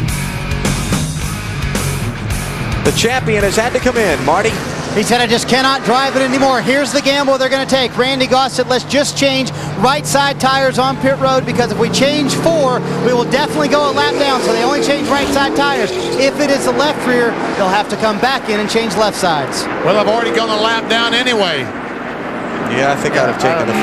Really? I mean, there's Michael Waltrip, who's in 2nd position coming off turn 2, that Biffle's going to try to chase down. And Michael Waltrip is 3.5 seconds behind the leader, Jason Keller. Well, the pit stop takes the fuel out of the equation anyway. Yeah. For the 60 car. Well, that's right. He can definitely go the rest of the way. Michael Waltrip's gaining a little bit of ground on Jason Keller, but not much, as you see Biffle sliding in behind Waltrip as far as relative track position is concerned. It's going to drop Biffle to the first car 1 lap down in 19th place, Marty. And Randy Goss's gamble paid off. The right rear tire from Greg Biffle, when it came off the car, has a huge chunk out of it. You can see it right there. There's a chunk out of it. They put some water on it, and it bubbled up. That is indeed where the air was coming out, and it was 13 pounds of pressure on the tire when they put the gauge on it. And you can see the bubbles popping up right now. That's where the air is coming out of Greg Biffle's right rear tire. You know, if he had just stopped when it happened right away, he would have saved himself how much? 6 or 7 seconds? Yeah, absolutely. And you know what? When a guy like Biffle, when he says, hey, I think I got a tire going down, guess what? He's probably got a tire going down. Remember all that good fortune and bad fortune and so on and that Dave Blaney has had today? Looks like he's coasting right now. Yeah, no power there on 31, headed to the garage. That's too bad. Yep. Because that car was very fast. Led the race earlier. Got on a different pit stop schedule with the other leaders. Looked like it might be going to work out in his favor. Then it looked like it wasn't going to work in his favor. And then he topped off the fuel under that last caution and was in position to outlast everybody on gasoline. And none of it's going to matter for him now. Next Saturday, NBC, 1,500 of the world's best athletes accept the challenge of swimming, biking, and running a marathon all in one day. It's the Ironman Triathlon World Championship, 4:30 Eastern, next Saturday on NBC. How many people did you say? 1,500. I didn't know there's that many crazy people in the world. Yeah, I was to say, you didn't think there'd be 1,500 people willing to do that, huh? No. Let's see, 2.4-mile ocean swim, 112 miles on a bike. What? Then the 26-mile marathon on your feet. Okay. Yeah, it was rough when I did it. I bet it was. Oh, yeah. Yeah.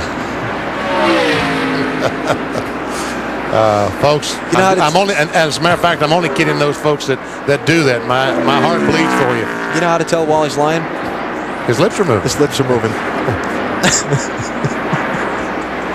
49 laps to go. Let's go through the field. How about the leader, Matt?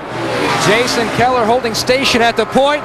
He hasn't won in over 5 months, trying to win his season's 5th win. If he doesn't get a caution, it may not come today. Steve Addington, the crew chief, says they are at least 2 laps shy, Dave. Matt, the 99, pitted on lap 114 to correct left fender damage and correct a loose-off condition with wedge. They cannot make it on fuel. Couple of laps short, according to crew chief Bobby Kennedy. The 87 of Joe Nemechek also pitted on lap 114. They considered pitting on lap 125, but they still would have been short, according to the crew.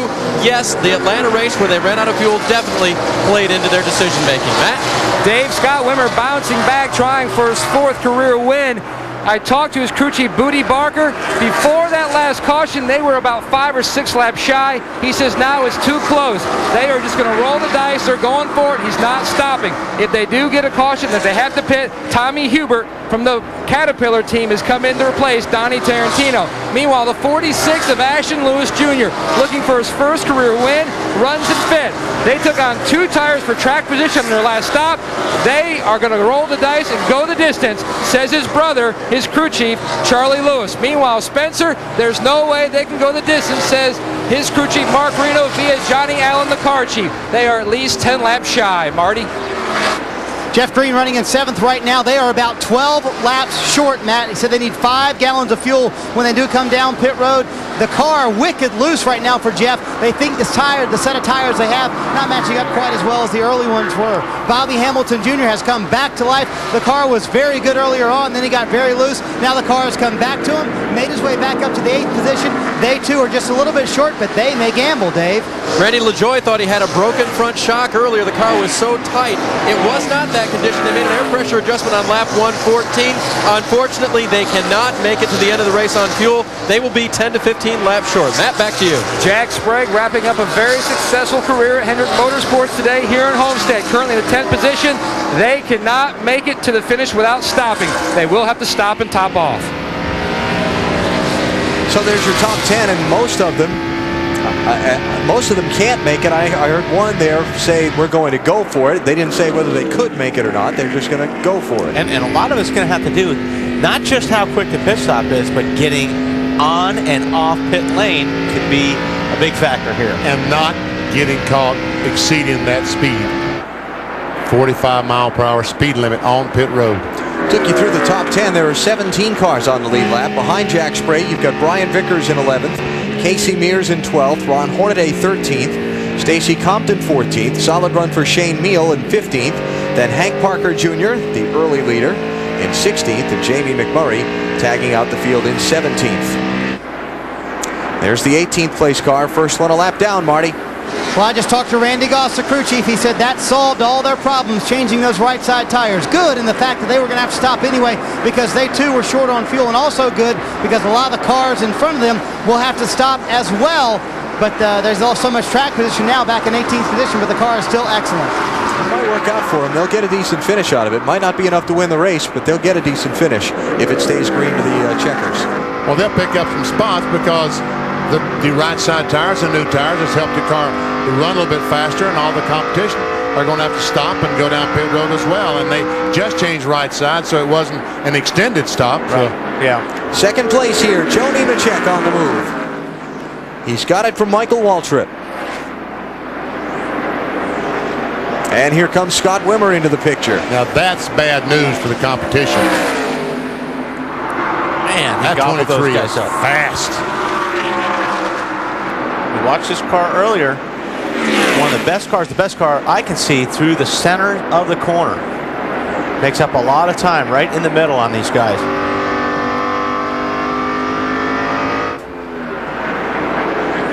Just jumps to the inside of Michael Waltrip. And that's how Tony Stewart's car has been here the last couple of years. He can stay down on the bottom of that racetrack and hook it through the center, and man. So Scott Wimmer to third, Michael Waltrip back to fourth. Look how that car bounces too on the front. Soft springs and a lot of shock, I would think. I think so.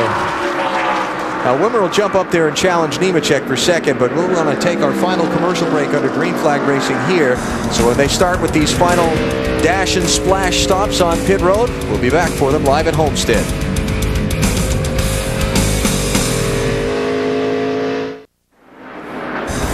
The Homestead Miami Speedway and the Ford 300 season finale for the NASCAR Busch Series, now down to its closing laps. 37 to go. Jason Keller's the race leader, going to finish second in the NASCAR Busch Series Championship. Right now he's out in front of Scott Wimmer by 3.5 seconds, closing in on what will be a final series of stops for fuel for all of the race leaders, or most all of the race leaders. Or maybe some of the race leaders. But Scott Wimmer says he's going to try to make it, but right now he's much faster than Jason Keller, talking about the car in second position. That time he was almost a second faster, so in a half a dozen laps he'll be in front of Jason Keller. There he is. And the 87 car, NEMECHEK, is right with him too, stride for stride. So Keller is kind of backing up a little bit here as far as his lap speeds are concerned. And the other thing that's happened while you were away in the break, Greg Biffle went by the 57. So now Biffle is back on the lead lap. And remember, he's already stopped.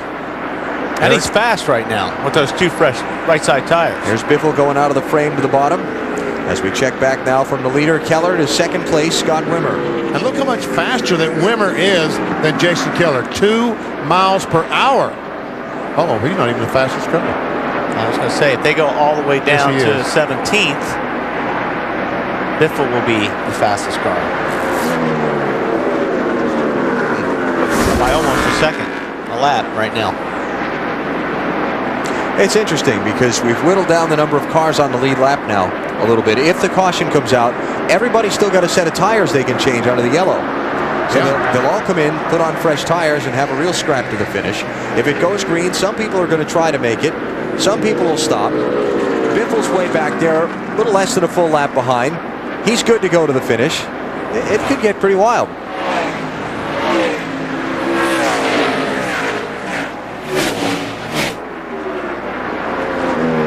We're getting held up a little bit here. A couple lap cars side by side. 37 and 38. Elton Sawyer and Mark Green are racing for a position. They're racing for 25th and 26th.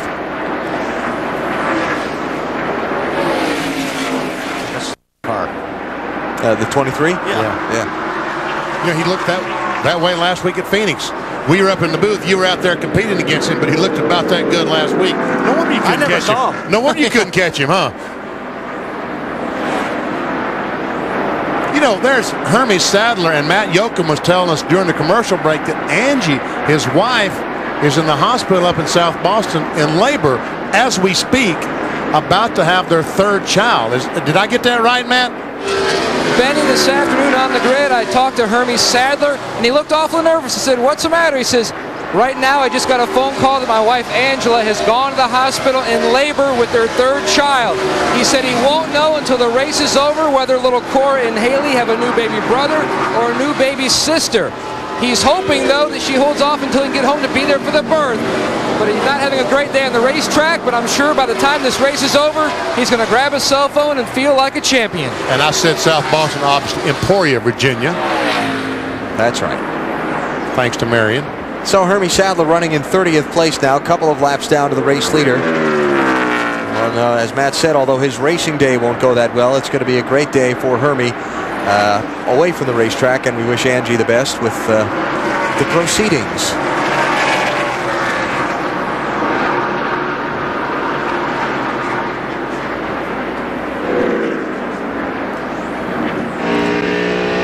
You know, one of the things that Greg Biffle has to look forward to in a couple of weeks is picking up the big check from Anheuser-Busch at the NASCAR Busch Series Awards ceremony. We'll be showing you highlights of that on December 6th on TNT. And earlier today, Anheuser-Busch announced a renewed sponsorship for the NASCAR Busch Series. What's that? Hornaday's got some damage to the right front. Yeah, got a lot of damage on the right front. You hit the wall getting in? Yeah, there's skid marks leading to that pit wall coming in. Yeah, look at that. Well, I've never. And I tell you what, they've got to beat that fender off that tire. Tires pointed. Look at the skid marks. Yeah, that's guardrail. Wow. He was trying to get slowed down for the. Well, we were talking about that. You got to get in to pit lane quickly, and Hornaday was getting in pretty good. You know what that looked like? It happened at a point where he went to grab the, downshift to gear. And the back end jumped on him. Yeah. Now just make sure that fender doesn't rub that right front and rub a hole in it, because those tires are paper thin. But he was doing what you have to do. Like I said, if these guys are going to stop under the green here for a splash and go, getting to that first line and getting up to speed is really, really important. Okay, and you want to do that without hitting something, of course. You remember what I said before about the last commercial break under green? Yeah. No. I was given bad information. Why? We got another break? One right now, as a matter of fact. Let's do it. Come back for the green flag pit stops. Bad producer. Bad producer.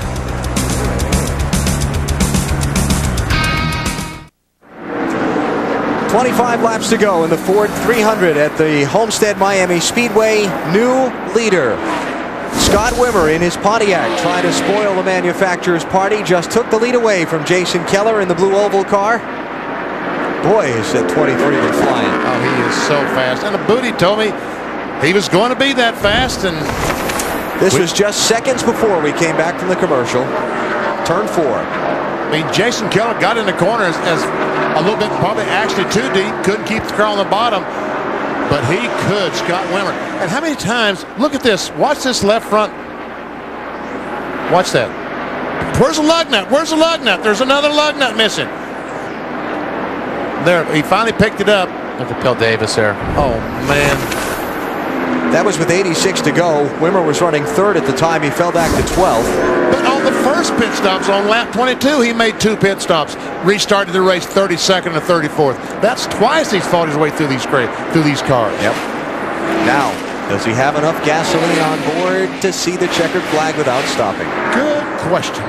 Matt Yoakum told us from pit road a little bit ago they're not planning on stopping. They're going to roll the dice, try and take it to the finish. He can't lose third place in the championship standings. He can't gain second. Nothing to lose. Go for it. Yep.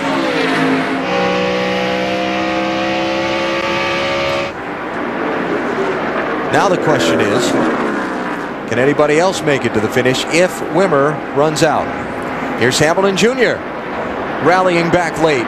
Led the race early, faded way back into the field after taking no tires on an early caution at lap 22. And now he's back up to 5th place. And Hamilton's gas man is not here this weekend. He's ill. The first time that he's missed a race since Ed Rincey's had a race team. So next year, hope he makes all of them. So Hamilton Jr., after starting third, trying to pick his way back toward the front again. Next in front of him, Michael Waltrip, but he's got about 6 seconds to make up before he would catch the 99 car.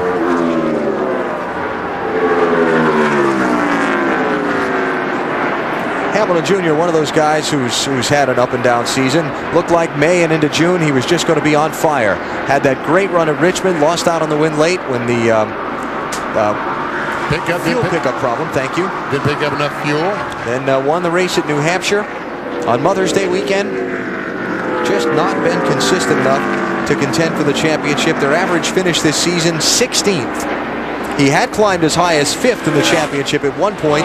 He started today in 10th. And see, we talked about Bobby Hamilton in Richmond, and that's some of the problems that Scott Wimmer, Jason Keller, some of these guys that may be going for it may have as well.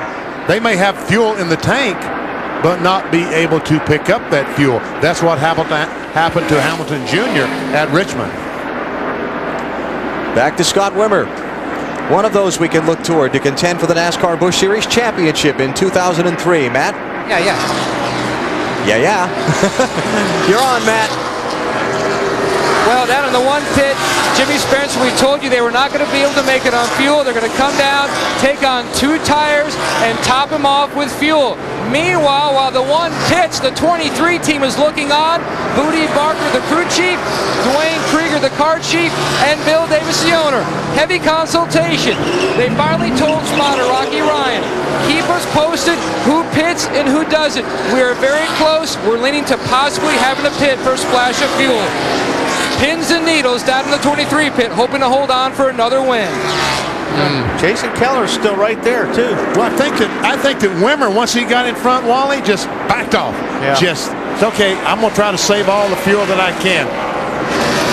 And the 7 car needs about 5 seconds of fuel, so they're going to go ahead and take right side tires while he's here. Just barely getting out of the way as the front tire changer, and Randy LaJoie is gone. 18 laps to go. Wimmer leads. Keller is second. NEMECHEK is third. Waltrip is fourth. Hamilton Jr. is fifth. Who's got fuel to make it to the checkered flag? Can anybody? Remember Greg Biffle still lurking back there, having made a stop under the green flag because he had a right side tire, right rear tire that was going flat. Biffle pitted at lap 147, and he is good to the checkers on gasoline. I mean, Wally, do you think that's what Wimmer is doing? Is that what you would do if they told you that you had to conserve fuel? You would get in front of the second place car and just slow down? I don't think I would know how. I mean, how do you know how much to get off? It'd be real difficult not to run 100%. Dave? Shane Meal took on 2 right side tires. He also made a chassis adjustment. They hadn't made adjustments the last 2 times they came in. Gave him fuel to the end. Joe Nemechek getting right side tires. They will fuel him up. When the jack drops, he goes. And he is gone as well. So that was the 3rd place car there, Nemechek. Now headed back out. Scott Wimmer caught that traffic a little bit better than Jason Keller that time and put a little distance on him. Here comes Mikey. Going to give up 3rd place now. Pit road for fuel with 16 laps to go. Dave, here he comes. Alan, his car had gone just a little bit tight the last time, so they've talked about whether or not they're going to put on right side tires that might free him up just a little bit. They're not going to do that. Just about 3 seconds worth of fuel, and he leaves. Marty? Bobby Hamilton Jr.'s team had the same debate, Dave. They're going to come down pit road. They, however, will take 2 tires on this stop. Fred Wenke, the crew chief, long debate. They thought they might gamble. They thought they might try to make it all the way because the chassis has been excellent, but they decided just to take 2 tires, not risk it, put the fuel in. They figured they had too much to lose. They are fighting for 10th place in the championship standings. They currently are 10th. They could very easily lose that, so they didn't want to lose that. They didn't want to take a gamble. He's back out on the track. Now, Michael Ball taking fuel only, Benny. About 4 seconds he made up. Matt? And Booty Barker just gave the call to Scott Wimmer. Next time, hit pit road for fuel. They're going to top him off. They only need a few seconds. Here he comes down pit road, hoping to hold on because they know the 57's probably going to pit. The 46 will pit at lap 190. They're hoping that this cycles out, that they're going to be back in the lead. The team up on the wall. Scott Weston, the truck driver, the most important person now as he tries just to get the fuel filler in and just to get enough fuel in, not lose too much time so they do not lose this race. They're motioning him in. Wimmer comes to a stop. Perfect stop. Weston puts it up in there, gets the fuel, and he's gone. 4,300, 4,300. Watch your speed, watch your speed. The critical thing here, BP, is to watch the 23 and 60. Greg Biffle. Where is Biffle? Where they come up on the racetrack relative to each other. Okay, Biffle is just going down in turn 1. There he is. Wimmer's on the inside pit road warm-up lane. And Wimmer's going to get out first. He is? Yes. Wimmer's on the back stretch ahead of Biffle. Biffle was trying hard. Yes, he was. May have cost him a little bit of time there. Well, right now he's got the 47 car of Shane Meal that has fresher tires that just changed right sides. He's faster than Greg Biffle. So now when does Jason Keller stop? And does he?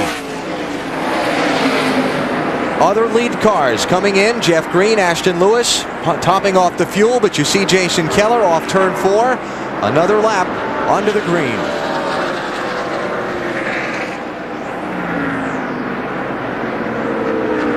Boy, getting out ahead of the 60 was huge for Wimmer. That might have been the race. Could have been. 13 more laps this 57 car has to run on the fuel in the tank if he's going to win. And now roll off. Be easy on it. Yeah. Are they stretching it? Be real easy on it. And now you can, Benny. You know, your question was earlier, can you back off? Well, if you got a 24-second lead, yeah, now you can be a little bit easier on that throttle and try to save fuel. Hard to do it when you've got a guy in your mirror. Yeah. Roll off in there easy. Roll off easy. So the game plan has apparently changed for the 57 team now that everybody else is pitted. But we know that Casey Mears, Hank Parker Jr. can probably make it. Because they stopped. They stopped. And they can probably make it because Hank Parker Jr. at Pikes Peak ran 115 laps on that 1-mile racetrack. And the biggest thing is Biffle's got a lot of traffic to fight through right now. Hank Parker Jr. stopped at lap 122.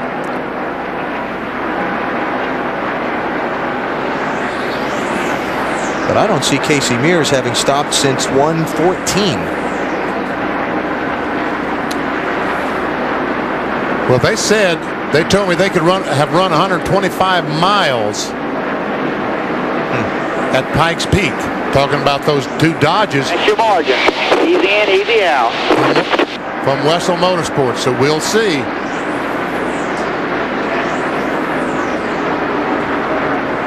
So Jason Keller continues to try and make it go to the finish. 9 laps to go now here at Homestead. What a season it's been for Jason Keller. Career best 4 victories in this 2002 season.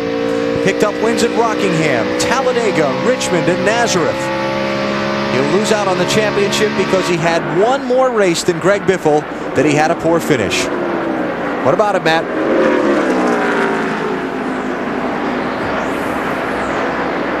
Steve Addington down here in the 57 pit. The big money question: can you go, or will you have to come for fuel? We're here to win this race. We brought this out brand new Albertsons Ford down here this weekend. Go for it. I mean, we don't have anything to lose. I just like to thank all the guys back in the fab shop. They built one heck of a race car right here. It's been good all day. And hell, it's exciting, ain't it? It certainly is. They're going for that big money deposit slip, Benny. Oh, he's grinning ear to ear. Here comes Casey Mears to pit road. 66 car was up to 2nd place. And now he's going to have to stop. It'll put Hank Parker Jr. to 2nd, Scott Wimmer to 3rd. But they're 25 seconds behind Jason Keller. You can half throttle it. Half throttle, buddy. I think that was Jason Keller's probably radio. All right, 66 heads back out. Now we check on the race for 2nd place. And Wimmer has caught the 36 car of Hank Parker Jr. Marty?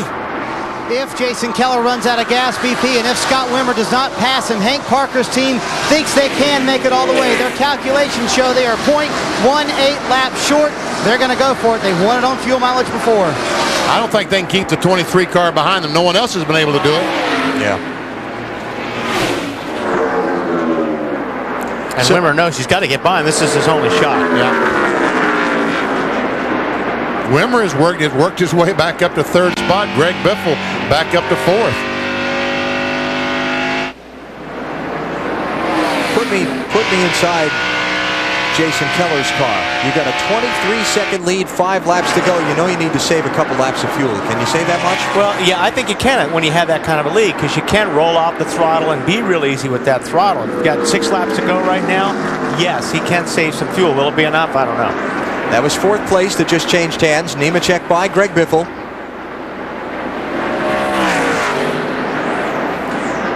And there's that 57 car. Last lap time, 40 seconds. Yeah. That's about 2.5 seconds slower than the rest of the boys. Next on NBC, the Gravity Games, coming up following NASCAR. But still has a 20-second lead. Yeah. I love the grin on Steve Addington's face. Isn't this exciting? Yeah. Yes, it is. A lot of drama here. Now Jason's got one eye glued to that fuel pressure gauge on that dash right now. Because as soon as it starts fluctuating, that means it is picking up air, not fuel. Wonder if Jason's got his lucky t-shirt on that his children made him. I would imagine he does. 3.5 laps to go. Still a long, long ways to go for Jason Keller. Half throttle for me, half throttle. I mean, he's only given up a couple. He's given up about 7 seconds of his lead. And he's got 18 still to give. And 3 more laps when he comes back around. He's hardly breathing right now. He's holding his breath. And folks, let me tell you that Scott Wimmer has not been able to catch and pass. He's caught Hank Parker Jr., but he has not been able to pass him. There's the race for second. Going on 18.9 seconds behind leader Jason Keller.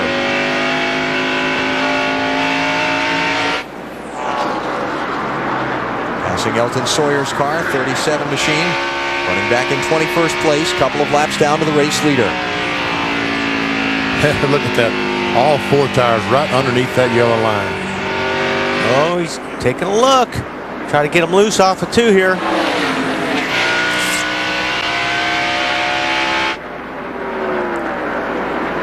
Slow car they just went by in the back stretches. Ron Young in the 70 car. He should get back around to the pit lane and not slow this race before its finish. This is Scott Wimmer working on Hank Parker Jr. for second. Might have the run this time. 2 to go. Oh! And guess what? The 57 car, I thought he had stopped off turn 2. Looked like he was out of gas. Maybe he slowed down that much. All the cars are going. It looked like he's still moving. Got 1 car out of gas. Mark Green is on the apron heading into turn 1. He's out of fuel. Jason Keller's out of gas. He has to be. He's out of gas coming to the white flag. Matt? Jason Keller is out of gas. The car is sputtering. All the guys are on the wall. The heartbreak, you can just see it on their faces. Greg Pollock's the owner, dejected behind the pit box. They thought they were going to hold on for another lap and win their first race victory since back in May at Nazareth. Watch for the 23 car, the orange flames on the hood and fenders. He'll be coming by to the outside. There he is. There's your pass for the win. Scott Wimmer takes the lead on the last lap. We got a car blowing up into turn 1. Jamie McMurray. Caution is out, guys. Caution is out. Has lost the engine in the 27 car. The caution flag is out. The fuel stop for Scott Wimmer is going to turn out to pay off. Here he comes to the checkered flag. His 4th win in the last 8 races of this season. Scott Wimmer has taken the Ford 300 at Homestead. Wow. I told you there was going to be some drama there. Amazing. Poor Jason Keller. Greg Biffle will wrap up his championship season with a 4th place finish. And you know that 23 car is going to be hard to handle when it comes time to settle this championship in 2003. Oh, it really is. Well, we know he had nothing to lose, Matt, but this can't be a very pleasant thing for the 57 team. It's got to be great for the 23 guys. Al and these guys are all high-fiving, shaking Booty's hand. Booty, Scott Weston only needed a few seconds of gas to get in the car. It was close. Yeah, we didn't get but 4 gallons in. Dwayne said we're going to run out on a burnout, so either way, it doesn't make any difference. We beat them. This team has shown so much promise for next year the way you guys have won races in the last month. Yeah, I mean, Scott's a great driver, and our team has come together well. I mean, we're doing the best we can, and we're winning races. Wait till next year. This team, championship contender. 14 to go. There was the stop. Got him the gas to make it to the finish.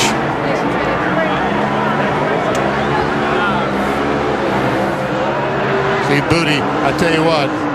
And look at Biffle. Oh, that's right. He's the champ. Yeah. Trophy presentation, the formal trophy presentation to Biffle coming up. So we've got dueling burnouts on the front stretch. Wimmer's somewhere back in that cloud of smoke. Matt? And Alan, would you believe it? It is starting to rain. Oh, really? Man. There's Wimmer's car through the cloud of smoke. And I think he's out of gas. I think Wimmer's out of gas. Just like Booty Barker said. He'd run out of gas during the burnout. That's great. Race winner, series champion on the front stretch here at Homestead Miami Speedway. Post-race coverage coming up. You're watching NASCAR on NBC.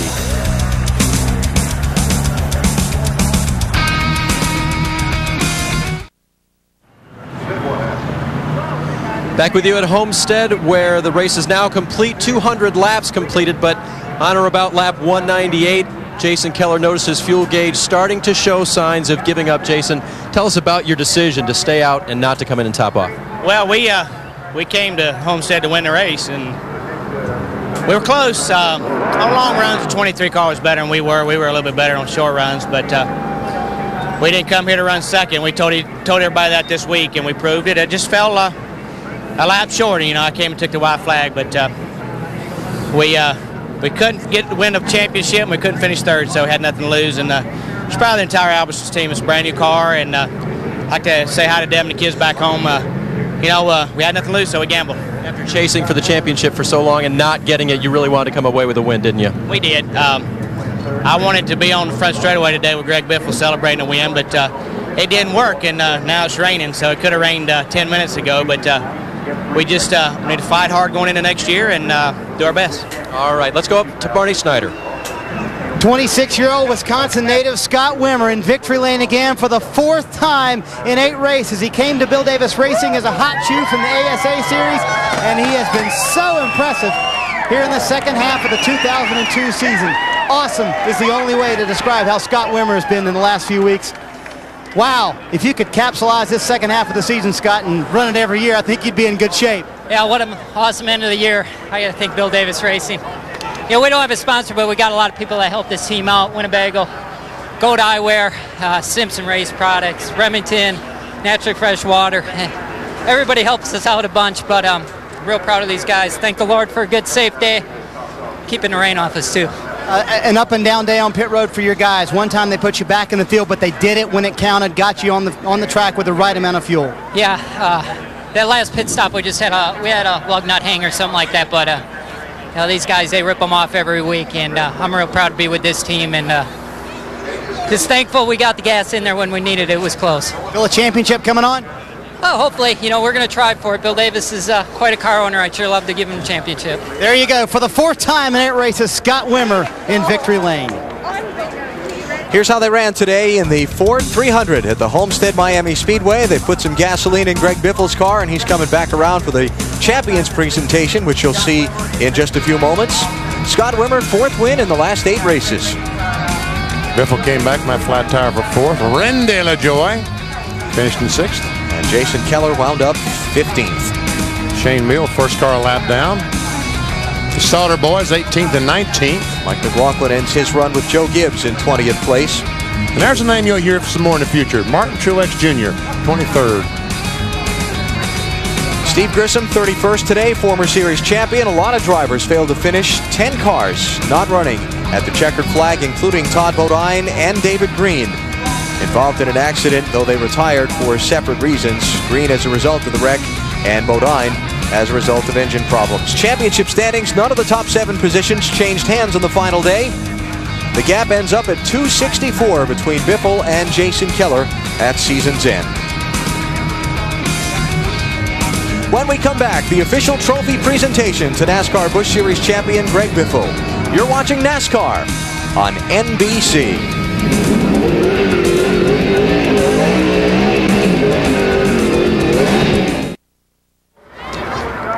They've brought the stage out to the start-finish line here at the Homestead Miami Speedway, where the official championship presentation is about to be made to Greg Biffle and the Roush Racing Team for their crown in 2002. Let's go to Bill Weber on the stage.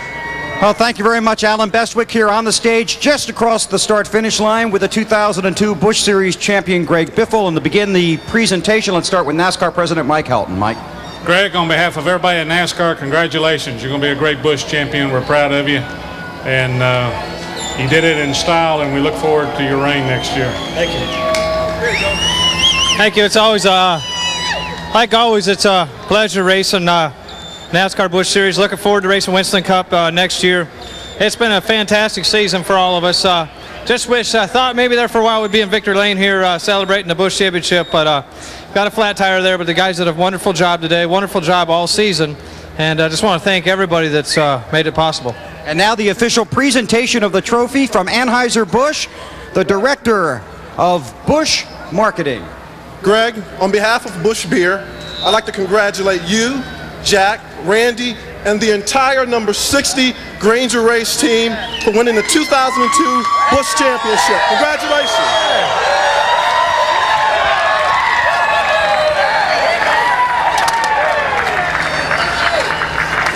Well, you never look better. Danny Scott, the director of Busch Beer, we need a towel.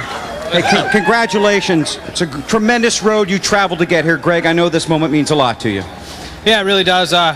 You know, I wish that my parents could be here, mom and dad and brother. I got some nieces, but they were at Phoenix last week when we clinched the title, but this is really exciting. I was hoping Danny wasn't going to hand me this trophy because it weighs a whole bunch. I was hoping he was going to hold on to it, but just an excellent year altogether. I got to thank Benny Parsons and a lot of people that's made this possible, and Jack Roush. Roush Racing organization has been good to me, and I look forward next year to all the things that are going to happen. I went and had dinner with all my guys last night, and they steered me in the right direction in this Busch car for today for rear springs and some other things, and just gave me some advice, and it certainly helped me. It's too bad we got a flat tire, but we're excited. Top 5 finish. Congratulations very much. Greg Biffle, the 2002 champion of the NASCAR Busch Series. Back upstairs to Alan. A season that started 10 months ago in Daytona Beach, Florida, wound through 6,546 laps of racing at 25 different tracks. At the end, Greg Biffle and the Roush Racing Team are the best. They are the NASCAR Busch Series champions for 2002. Tomorrow, noon Eastern on NBC, the NASCAR Winston Cup Championship will be decided between Tony Stewart and Mark Martin. Noon Eastern, NBC tomorrow. Up next, the 2002 Gravity Games presented by Dodge. You're watching NASCAR on NBC.